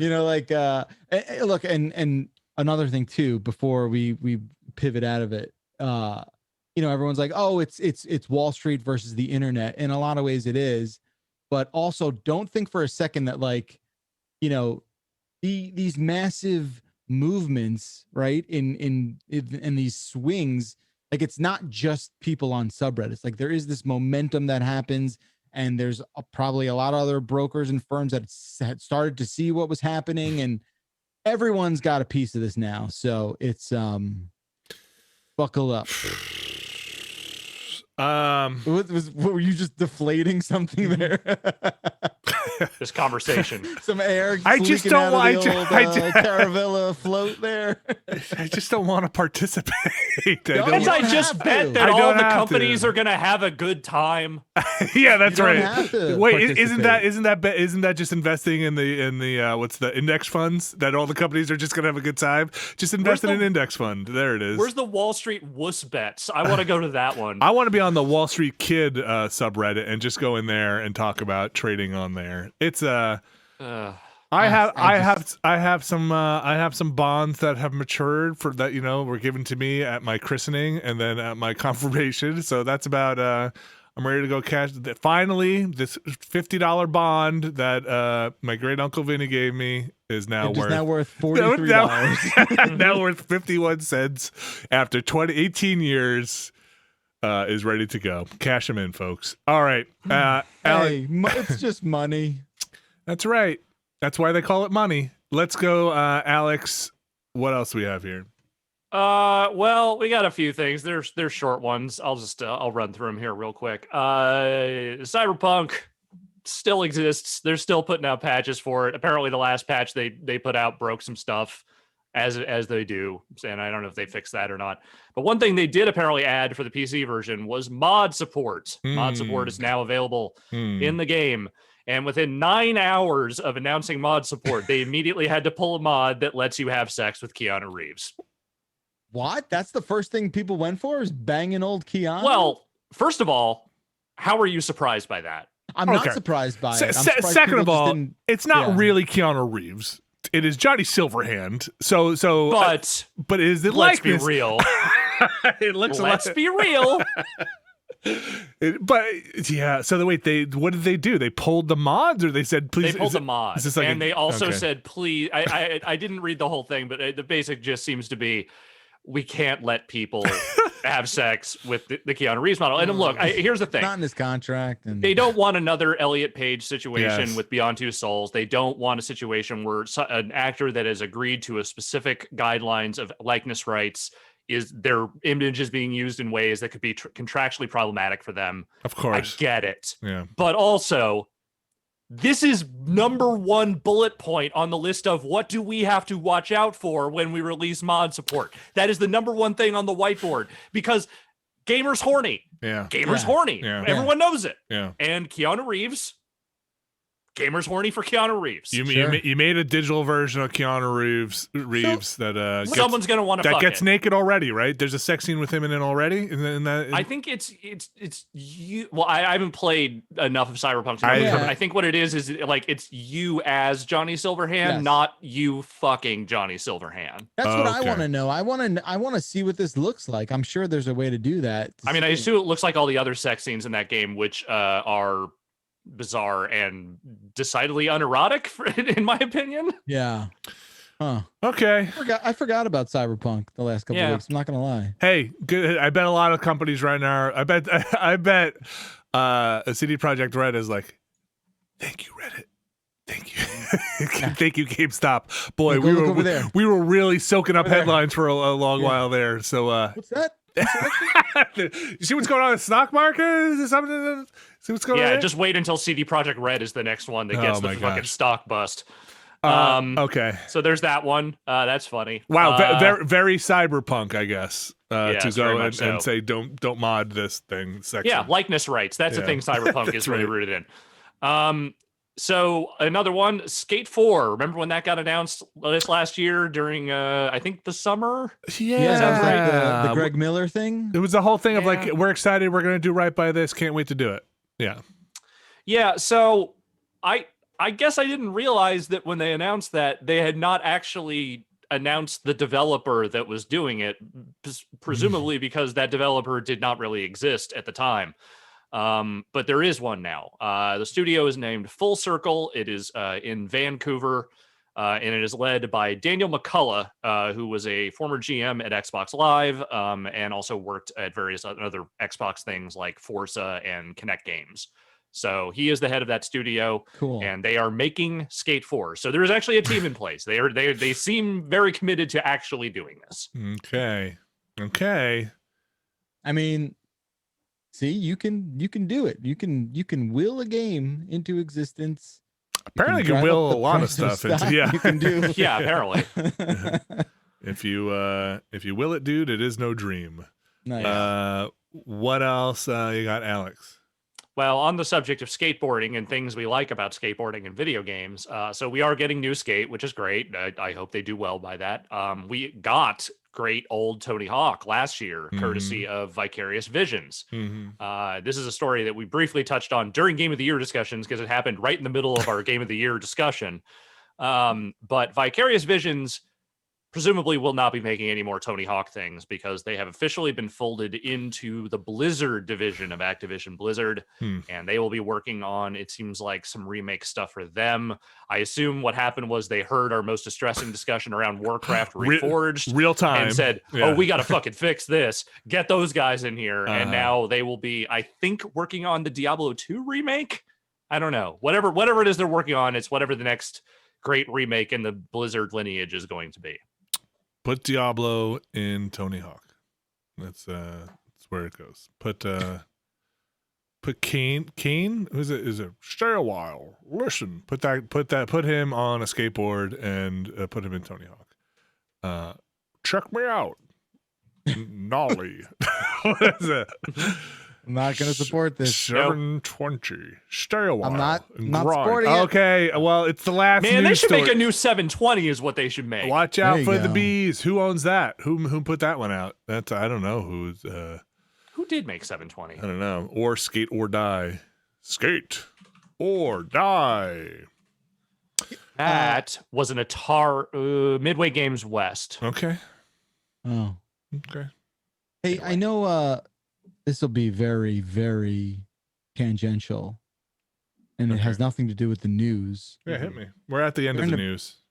Good. During the break, a kid got home from school, and he's like, Dad, Roblox. Oh, sure. Yeah. What's up? You hit it. What time is it? Yep. I'm there. I've arrived at the Roblox station. Uh-huh. What are you going to do? You going to buy a ticket? Well, I got on the train. I didn't really buy a ticket. Okay. I got on the train, and I'm sorry. You know, I knew Roblox was a thing. I didn't know what it was. Yeah. And now, correct me if I'm wrong. I mean, I am speaking to noted Roblox expert. I just did a Roblox thing this morning, which is funny. So is Roblox just like a platform for people to build shitty little games on? Well, that is really judgmental of you. Not shitty. No, it's a platform for them to monetize people who make shit. No, it is a no, like not shitty, just like broken. Sounds like you're saying shitty. It sounds like what you're saying is shitty. Did you say Kool-Aid? Just like dysfunctionally broken games. Listen, it is here's my spin on it. It is a platform. Because all this shit doesn't work. That's what I'm saying. To socialize on. I don't find it entertaining, really, but as a place for the kids to hang out and then accidentally buy a ton of Robux with their parents' credit card. I locked that wallet up real nice and tight. Good. I learned from Blue Acorns. It's not gonna happen. Love Blue Acorn. Their pasta is delicious. Yes. I went downstairs the other day. He's like, Dad, I'm playing, fucking, I don't know, it was like Animal Escape Egg Treasure Hunter, and he's playing with like a dialogue box in the middle of the screen. I'm just like, I'm like, oh, this shit's just broken ass like nonsense, right? So I mean, like, did you get it on the Xbox? Yeah. Okay, so this is the shit I was dealing with. Let's get into it. Alex, you're gonna love this. I can't wait. So, you realize, like, when I see my child playing a game that like has text stuck on it, and he's like trying to like look around it, like it's some sort of thing he can just see on the other side of. What's going on? Wait, mistakes were made. I'm a bad parent. I feel how did you shitty. get here? Stop this. Put Spider-Man back Rocket on. League to Yeah, this? that's exactly how I felt. Like, right, go play Miles Morales. What are we doing? So the weird issue I had on the Xbox version was you make the account, it doesn't ask for an email address or anything, and then this happened to me, when you make the password. If you don't know the password, there's no way to then recover the password. And I couldn't figure out how to then add any friends, which is the whole point, through the Xbox platform. Because Roblox is on, a billion platforms, right? So people are on the iPad, they're all over the place, they're here, and they're sending friend requests, which I didn't see coming in through the Xbox version of it. So I was like, oh, we got to log into this. And then I was like, crap, when I made the password using 1Password, it didn't save it, and then I was like, I can't recover this password. And then I sent a ticket to support in December because we were on break during it, and I think they got back to me about a week and a half ago. So they said it was like high volume. They sent me like 3 things that's like high volume. And this morning is when I figured it out. Also, I'll let you know, because you probably had the same thing, every Roblox name is taken. Everything is. Oh, you wouldn't believe the shit I was putting in there. Yeah. I wound up making an account for myself, and I was like, oh, I'm gonna be a Transformer name. I think I had to go with like something that's like Ultra Mag Blocks or something like that eventually. The way I knew that was true was my son and I make up ridiculous names with each other, right? Like for example, right? We make up names for our RPG games with Austin. So I used one of those crazy names. Taken. Like, they're all taken. It's unbelievable. Everything is taken. But anyway. So yes. So what is that game? Yes, I think it is some mix between Minecraft, Dreams, and free-to-play monetization. It is the taboola of video games. Where like you scroll far enough down on any given web page and you start like seeing like strange ass fucking, little tiles. You're like, what happened to Heidi Klum? What is this? And like, that is Roblox. Yeah, Bagel Hollywood won't cast this Roblox anymore. Here's why. You just see like a foot with 11 toes on it, and you're like, oh, you won't believe. This is the fucking cesspool of the internet. Here we go. This is Roblox. I know a lot of parents that want their kids on there, or not want their kids. They use it for their kids to socialize, especially during the pandemic. So, but I had that same reaction, man. Like, I went through it because I wanted to find out what it is. I was trying to do the good parent thing. I'm going to sit with you. We're going to play this together. Let's see what this is. I'm not just going to install it and let you run around in here. And I'm sitting with my son and my daughter being like, looking at me like, do you guys like this? Like, is this, because is this what you're into? We could play something. We have a lot of games. Do you like this thing? Like, what do you say? What did they say? They're like, my daughter was like, no, this is boring as hell. Yeah. And my son was like, I don't know. And like I'm trying to be like in the middle, be like, maybe this is more fun when your friends are on it, and like, you do other stuff there. He's like, yeah, I guess, I was like, if any of these game types in here, I've got a lot of games. I can find you a tower defense game that like works. I can find you a soccer game that isn't, like the ball is a cube. Yeah. Like I can find you that. Like I said it to Dylan too. I'm like, is this fun? He's like, I don't know. And he got turned on to it by his good buddy. Yeah. And I don't know. Whenever I think he thinks that he's gonna run into his friend playing. So I maybe have to. I don't want to break that illusion for him and ruin the rest of his pandemic. But I went in, I scrubbed for the parental controls. I even tried to buy Robux or whatever to make sure it just didn't work. Well, to make sure it wouldn't work and the whole thing. So I think because there's content filtering on it and all that stuff. But here's the other thing that I've realized, and then we're gonna get out of this news segment. Sorry, this is like the my fault. Parental problem hour. You put the restrictions on everything, and you can't do anything. And so then suddenly you're like, well, okay, I'll release the restrictions this time because my son and daughter have to be set to like basically age 17 to play anything on the consoles, right? And then it's like, oh, this game has like, what was it? Is it Mario? Not Mario Maker. Something on the Nintendo platforms like, well, this game is online all the time, and if you don't let your kids go online, you just can't play it. And it was just like, what? This is an awful. Oh God! All right. So you're right. There needs to be more fine tuning of like the minutia there for sure. Like Nintendo is okay. Like some of them are all right with letting you pick the game and then get in there and do some stuff. But you start. It's like on the iPad. I know a lot of parents let their kids play games on the iPad. How many times you want to go in there and turn on and off guided access or change the restriction stuff till finally you're like, I don't know, I'm just turning it off. Just don't go on the internet. Just stop buying stuff. Just stop. It's a pain in the neck. All right. Anyway, let's get out of here. Okay. We're gonna take another quick break. We're gonna be back with the emails. Thanks everybody for sticking around as we have our personal conversation here. It's just chat. But we will be back with your emails right after this.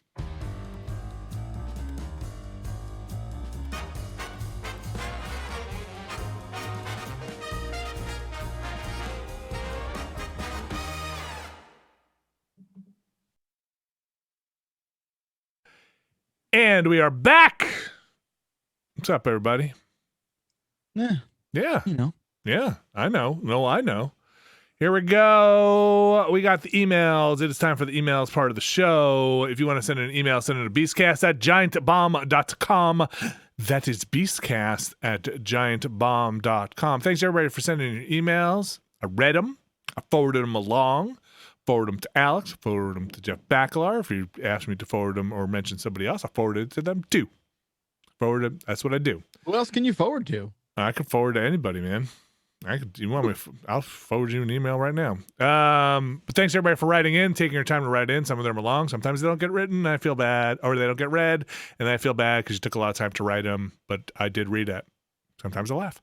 But these are the emails that I pulled. Real mind benders, like this one here. Alex, you want to take this first one? This is okay. Maybe this wasn't the good one to start after. Why? Okay, go for it, Alex.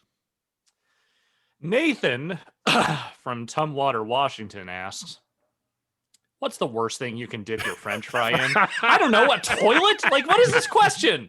My ass. So obviously, like, raw sewage or like whatever. Yeah. Like, are we going to limit? Let's limit this to an actual food stuff you would feasibly do. That's this what with. Nathan means. Nathan means food. What would ruin a French fry? Because you gotta go pretty far to ruin a French fry. So what? And we're talking. Are we going to say condiments here? Like what are we doing? Are we saying think it has to be something coating. It has to be something you could dip.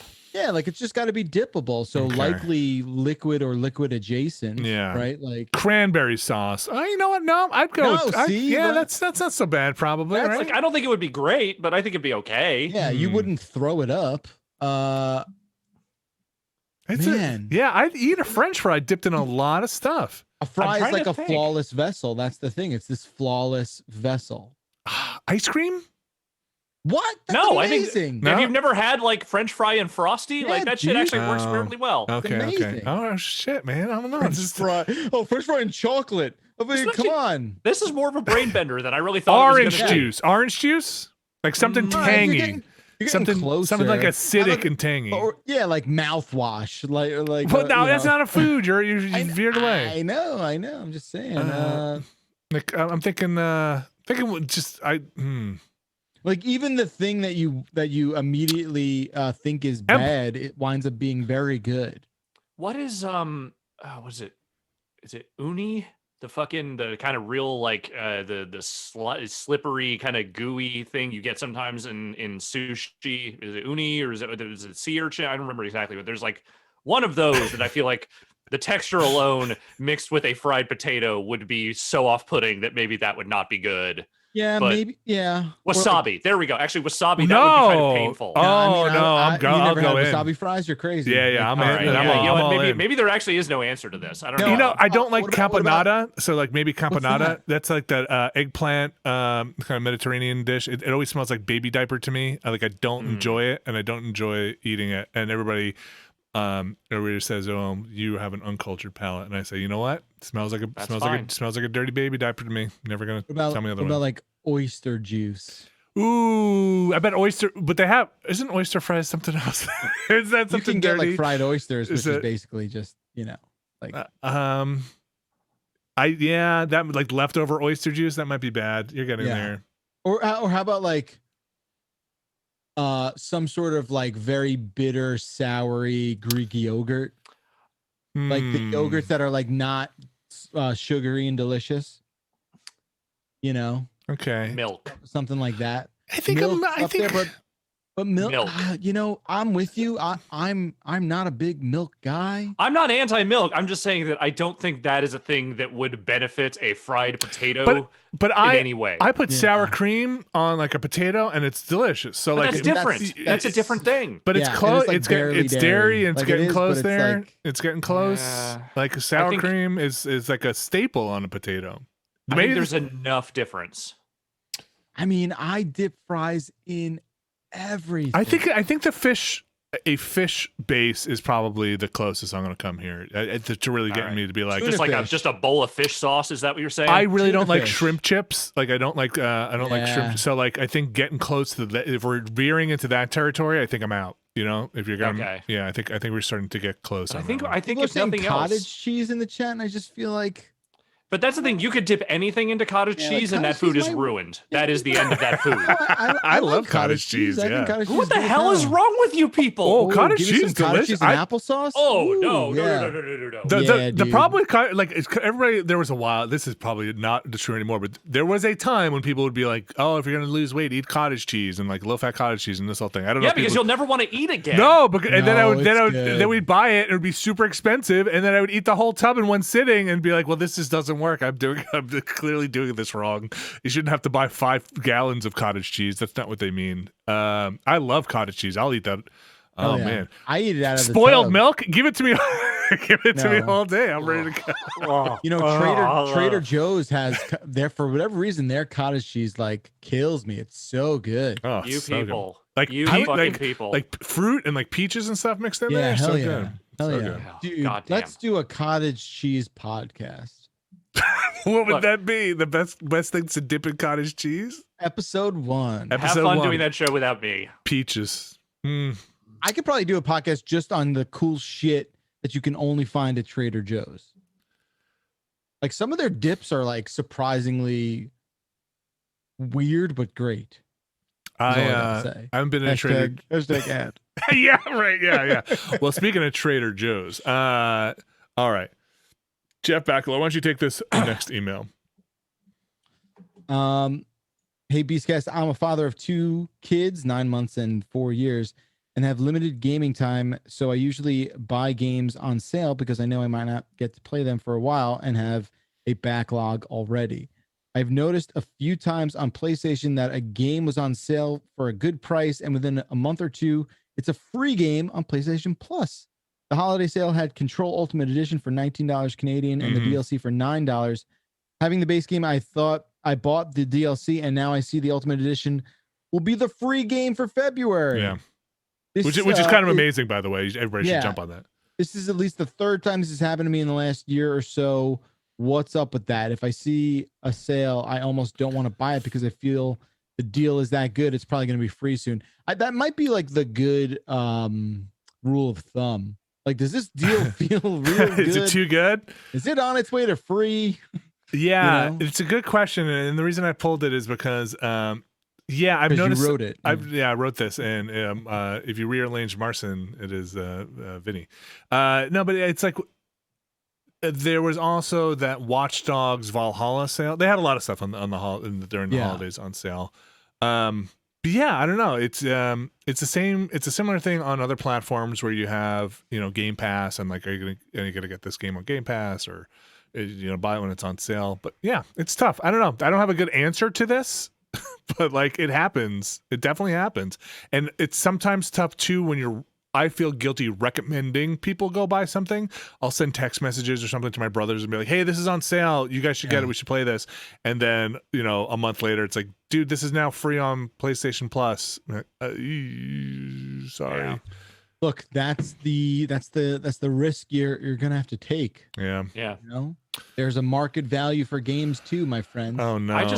It is, and it's broken, I think, in a lot of ways. Like, I'm not against, games coming down in price or anything. And I think it's good, that people are able to get access to this stuff relatively quickly past, full retail price. But the other day I was looking around, it's like, Yakuza 0 is $5 right now. And is it really? Like, something about that just felt wrong to me. Like, it's great. Everyone should go pay that price and play that game. You're worth more than this, Yakuza. Pick yourself up. 70 hours long, man. Yeah.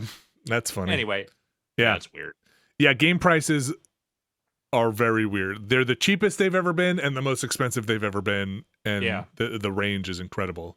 There's value out there. They're more dynamic, right, than they've ever been. So I think that ultimately is probably better for somebody, for sure. I think for the consumer, like, hey, turns out competition in the platform space is probably a good thing on the consumer end. So, Alex, I'm going to read you this one. I say Alex because it's probably we have certain experts on the show. Sometimes they're pinball experts, sometimes they're keyboard or stock market experts. But here, I think this one, Alex. Okay. According to Wikipedia, there are 4 Nicolas Cage films slated for release this year. Prisoners of Ghostland, The Unbearable Weight of Massive Talent, Pig, and Willy's Wonderland. Yes, I know of all these 4 films. These all sound made up to me.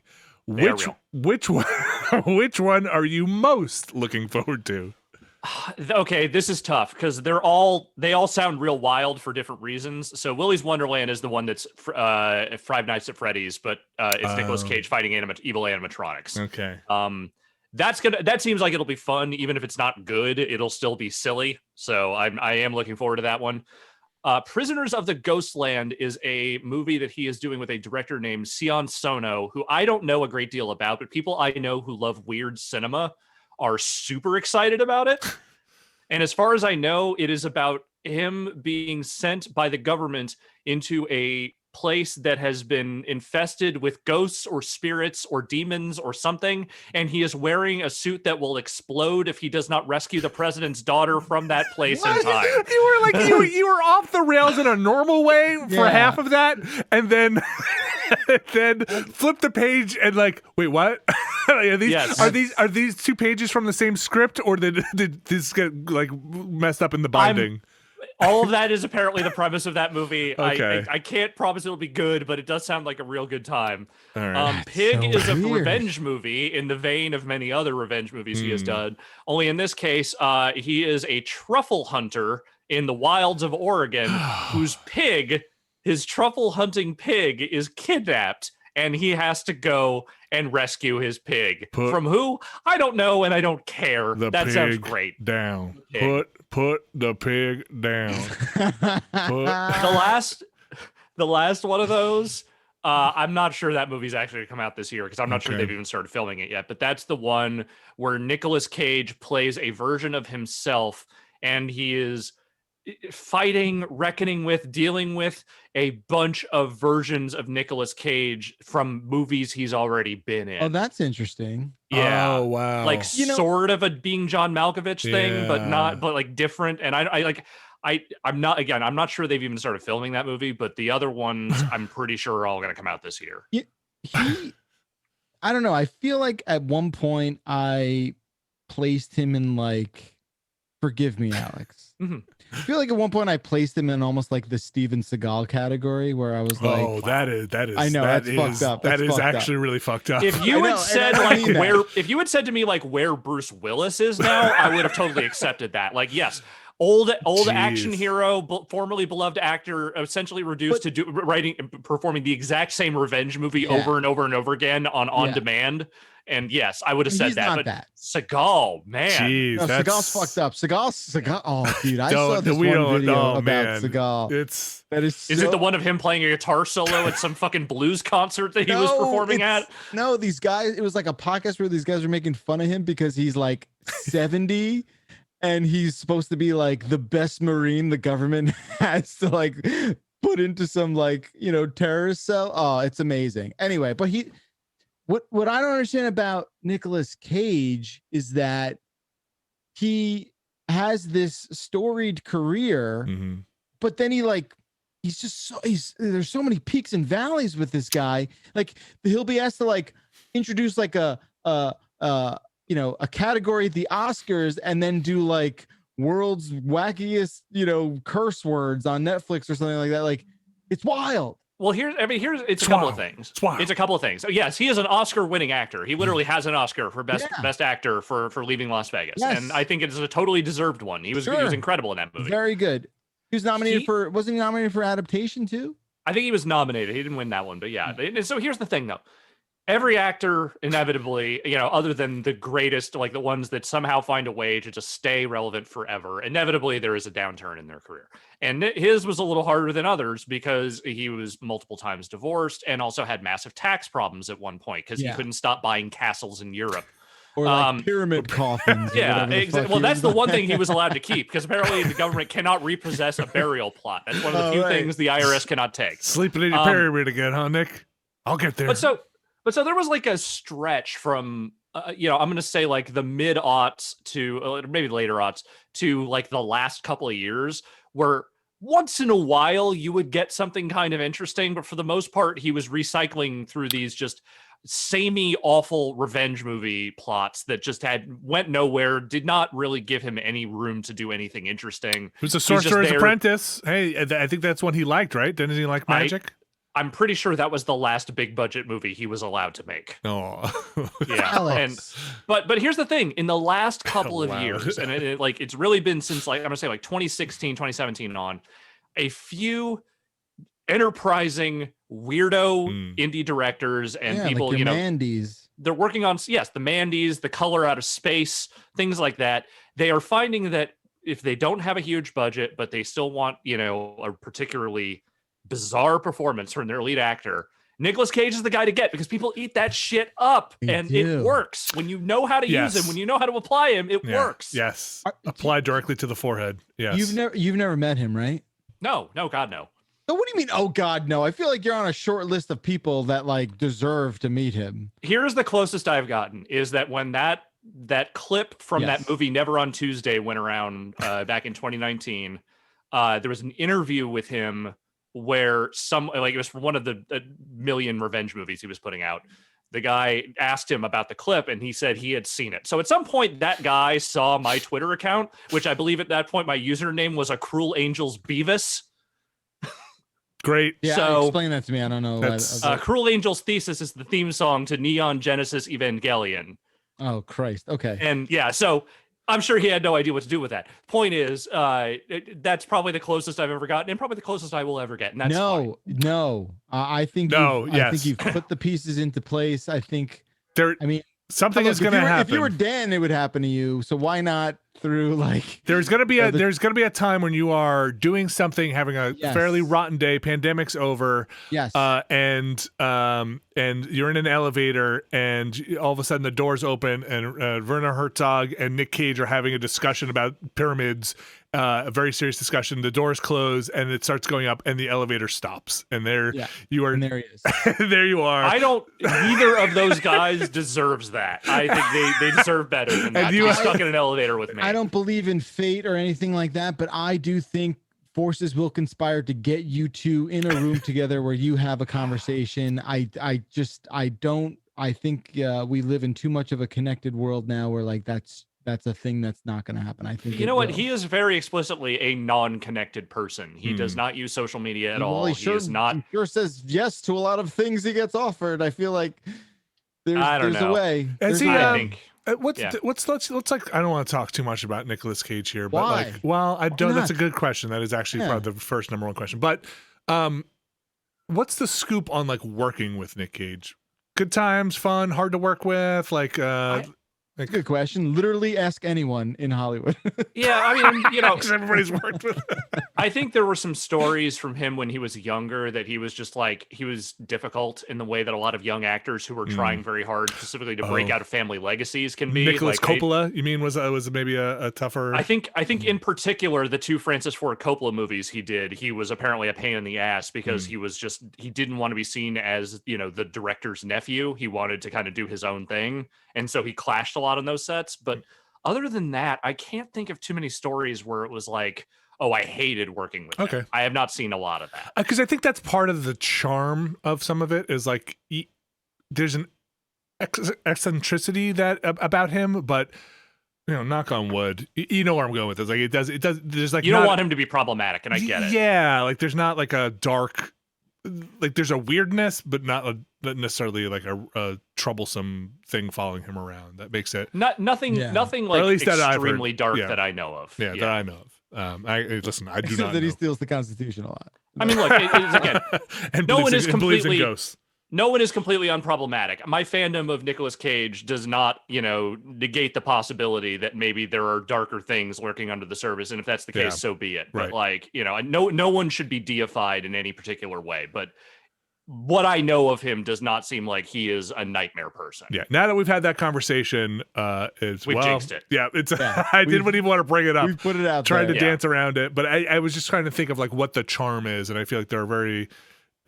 He picks weird roles. There's something interesting about that. All right. Next question. This isn't a question. I'm just going to read it because I thought it was interesting. We talked about emails and video games and how I'm so sick of like inboxes having like 3 emails in them because whose inbox has 3 emails and one of them is the code for the security room and the other are fake spam emails. This one comes from, I believe this is from Matthew.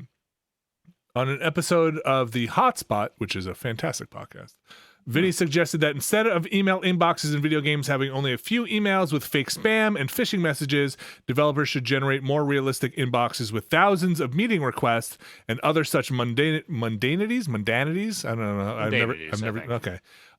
With whatever code or password then buried in the haystack. I think I also said just have the character find it in that thing, right? Like when you're going through it, be like, oh, this one looks good. I was playing Deus Ex Human Revolution, an offender of the strangely tidy inbox trope, and found that they actually have an in-universe explanation for such a phenomenon. It turns out that in the future, things have gotten so bad that email inboxes only have a 4-email limit. It's even funnier when you consider they sent out an email warning the user of this of the terminal that he had a screenshot of it that they are encroaching on their limit, effectively taking up an entire 25% of their allotted space via that email. I like that. Yeah, I thought that was pretty funny too, and they put an email screenshot. That's in. Good stuff. Good stuff there. Thank you, Matthew. Okay, here's a fun one. Backler, I want to take this one from Anders. What is the most impressed you have been with a service person, waiters, shop clerks, and so on? I once asked where the internet cables were, 2-second pause, and she said, aisle 23, shelf 5, and there it was. That Oh, Vinny note. That's my note. Sorry. That's a note to myself because when I was thinking of it, I was like, oh, you know what? At this point, I'm really impressed when servers know how to deal with children, like in a restaurant. Oh, totally. And the whole like they'll bring their food out first. They'll like the crayons are ready.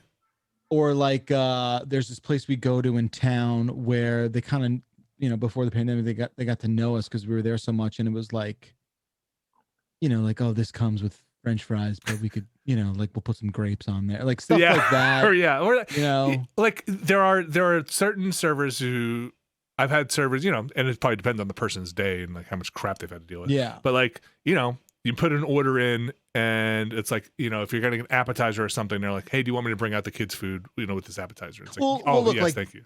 Like that's the thing though too. Like they do it so much, like it's to their benefit too, right? Like, you know what I mean? Like I guess I don't know. It's still chill. I think it's a win-win. Cool. I think it's a win-win. I don't, I think that stuff's great, and to be aware of that, appreciate it. To I love it. Thank you. It's thank you. Tough job, and thank you. I'm trying to think of another situation. I have found that like going. I don't know. I feel like a lot of the hotels that I had been going to before pre-pandemic had been achieving a certain level of service that I was not accustomed to. Not that these hotels were fancy by any stretch, but just. Do you ever use a bellhop? Just a general reinvestment of that trade. I don't know. Have you ever used the bellhop? My dad's a big bellhop guy. Yeah. My dad's the guy who's like. He's got to tip everybody. That's great. That's not a bad quality. Yeah. He's not, no. He's not throwing out like $100 bills to everyone, but he would like obnoxious in that way. But like, he's just, like if there's a thing and it's available to use, he's going to take advantage of it and then like give you $5 for it. That's great. And like, I mean, that's it reminds me of a good way to be. It reminds me of Rodney Dangerfield in Caddyshack. Here you go. Yeah. Oh, here's you. Yeah. So, I always feel weird. I know that's their job, and I probably should use them, and I should then tip them. But I always feel like I'm putting them out in a way. And I don't know. You're literally not, because again, it is literally their job. It's like no, I can carry my bag. No, I'm okay. It's like right over here. I can carry my bag. Not that I'm in hotels ever now, but not that I was when I used to go to hotels, mostly for work. Right? You book a hotel for work, and you're like, oh, this one has like, you need help with your luggage. It's like I got backpack with like a pair of jeans and a t-shirt. Like I'm okay, but I don't know. It's weird. Alex, do you have any server stories you'd like to shine a spotlight on? Are we specifically talking about servers or no service industry or people who have to get paid to try and help you out? I mean, in general, I've had remarkably few bad experiences dealing with customer service people in general. The only one I can think of is from a very long time ago when I was younger. And the story's a little fuzzy, but what I remember is that you remember when you would go to Toys R Us and you were going to buy a video game there, and you had to get the slip of paper from the thing. Yeah, and bring of course. It to the thing. The little shack. Yeah. There was some game I wanted. I don't remember what it was. It was a Super Nintendo game, but I don't remember which one. And I remember I looked at the thing and there were none of the slips of paper left for it. And I was like, oh man, are they sold out of it? And I remember going up to the counter and being like, look, I know there's no papers there, but I just, for my heart, for my soul, could you just check and make sure that you don't have any extra copies? And anytime I had tried to do something like that in the past, it was always like, look, if there's no paper, there's no copies. We're not doing this. Yeah. The guy I talked to took pity on my poor, 10, 11-year-old soul and was like, all right, I'll go look. And lo and behold, there were 2 copies left in the back that somehow they had just not put slips out for. And he's like, all right, look, here's the thing. I'm not supposed to sell these unless I am given a slip of paper. And I don't have the time to go and print out more of these or get more of them, put them out there.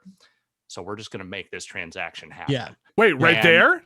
Right there, I gave him the money. Well, no, I mean, I bought it officially through Toys R Us. Like, we bought it. Are you sure? Yes, Are you sure that happened? Okay. I did. I watched him use the register. Okay. Like, he did it the right way. All right. He's like, we're gonna make this happen. Yeah. And I just, I never forgot that because, my poor little crestfallen heart was just like, I want to play my video game. I saved up for this video game. And then he was just like, Yeah, I got you. We'll make this happen. And then when hours later, when the next shift happened, and the person was like, "Where the fuck are those 2 copies? Those copies I stashed. Street Fighter I put aside. What the hell happened to them?" You know what? No, it actually was Street Fighter. I think it was. It was. Of course, it was Street Fighter. That's the one. It was Super Street Fighter 2. That's that what game it was like $70 too. Yeah. I saved up for it. Yeah. I had a PlayStation 2 experience like that at Toys R Us. I was in college and someone stole my PS2. And it was like, I was a freshman in 2000. So it was like right when it was released. And I don't know if you remember, it was impossible to find. And I was home for some reason. I can't remember why. And I just had it in me like I was going to scour every Toys R Us in New Jersey. And like the third one I got to, there were just like it was like close to Black Friday or in and around that time. And, you didn't even bother going to like where they had them you had to go to like the service area. And this guy was like selectively like choosing people. And I like gave him, he was like, "Hey, come what?" Maybe I've like romanticized. I am a god. No, I just remember being like, "No, you don't understand. Like mine was stolen and the whole thing." And I'll never forget, they were packaged in boxes of 3s. And I'll never forget the dude like opening it up, slicing the box and seeing 3 blue boxes in there and just being like, "You did it. This is happening. Yeah. Jeff, you did it. You're paying for a PlayStation again because the first one got fucking stolen. Right. But you did it. You did it." But you were in college, right? Okay, you were in college. I was in college. Nearly an adult. Yeah.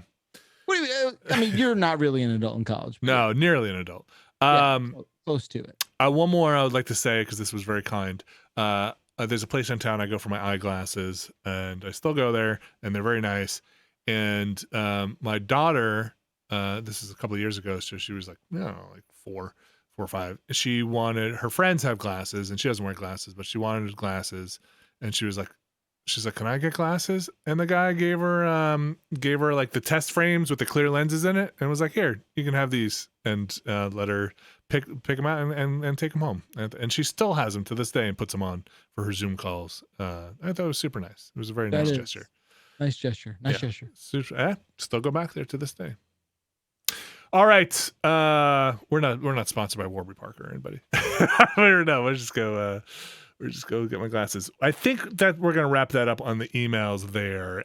We do have one last bit of business to take care of, though. And and that is corrections. Wow. We still do these? I forgot the song. If you've got a correction, you can send it in to beastcast@giantbomb.com. That is beastcast@giantbomb.com. Been a while, huh? Wait, what did we get wrong last week? Did we put the wrong game on one of our top 10s? Bacalar, why don't you take this one coming in from, who's that? It says Dan here. Don. My name is Dan, and I used to work there. You guys mentioned on the last Beastcast that I wanted my teeth replaced with metal. This is inaccurate, and I want to set the record straight, as what you proposed is ridiculous. Oh, like something you said isn't ridiculous. I don't want my teeth replaced with metal. I have, however, considered at many points that I could find a doctor that would be into it and insurance would cover it. I would like to get all of my teeth removed. I hate dealing with tooth stuff. So I'd like to get knocked out and wake up in a world in which I have dentures and I never have to worry about tooth stuff again. Yeah, no one who has dentures has to worry about anything anymore. Thank you. I loved it. Thanks. Okay, wrong. Listen. Wait, what was it that he wanted, like diamond teeth or something? I don't know. Listen, we got it wrong, and we're here to mail him back his MacGruber yet? No, because the game Ico was in the case. Oh. That's amazing and worth more than MacGruber. You should. So what's in the Ico case? I don't know where the Ico case is. Oh my gosh. I have to go back in to start packing up that studio soon. You see me to look. Well, you trashed. Everything's gone, right? It's all gone. Yeah, it's all gone. It's gone. There's like new things popping up with studio stuff. I don't know. It's an offline conversation, but For sure. Hit me up offline. Hey, find some bandwidth. Hit me up offline when you're offline. I opened up the case on my Led Zeppelin stream, and the Ico game was in there. It was. That's pretty fun. amazing. That's like a fun reveal. That's like those Black Lotus cards, right, from Magic, right? You never know what you're gonna find in there. Same thing. It was like I opened a Charizard. Just right there. Just right there. And yeah, it's pretty great. Well, that's gonna do it for this week's show. You can go check out some Assassin's Creed Syndicate. Played some of that. Thanks for joining, Alex. You can go check out the first of my many attempts to try and beat all the Hitman 3 levels in under an hour. I'm going to try and take another stab at that. I think that could be fun using the other gadgets, but I want to see if I could do it default first. Default first. What else we got going on? We got the hotspot tomorrow. We got the bombcast out there. We got that Hitman 3 quick look up there. I'm gonna do something for Dyson Sphere when I get time to record that. Hey, I'm Dyson Sphere and over here. We got games. We got that Medium coming out. Everspace 2 I want to play some of that. The game. We doing a hotspot tomorrow? There's a hotspot tomorrow. We got that going on. All right, I'm gonna hit the music. That means we're getting out of here. Beep. Oh, drums next week. Drums next week. Next Thursday. We're back. Wow, it is 2021. The passion, the love, the fear, it's all happening. Off to a great start. Thank you very much, Alex Navarro. Thank you. Thank you very much, Jeff Bacalar. Thanks. I want to thank again everybody for listening, everybody for making the Giant Beastcast the #1 show. The numbers are in. The #1 show of all time across the universe, this dimension, and others. So thank you very much for listening. Thanks for tuning in. Thanks for sticking with me while I vamp for the 20 seconds because I started the song late a little bit. Happy birthday out there if it's your birthday, end of January. Those end of January birthdays, there's always a lot of fun. Moving on to February. Is this a leap year? Bacalar, is this a leap year this year? No. Great. Good to know. Thank you. Mark your calendars. Not a leap year. We'll be back next week. You've been listening to the Giant Beastcast. This is the extended intro. This is what you get as a couple time Giant Beastcast. Smooth. Real smooth. Nailed it. Every time. Every time.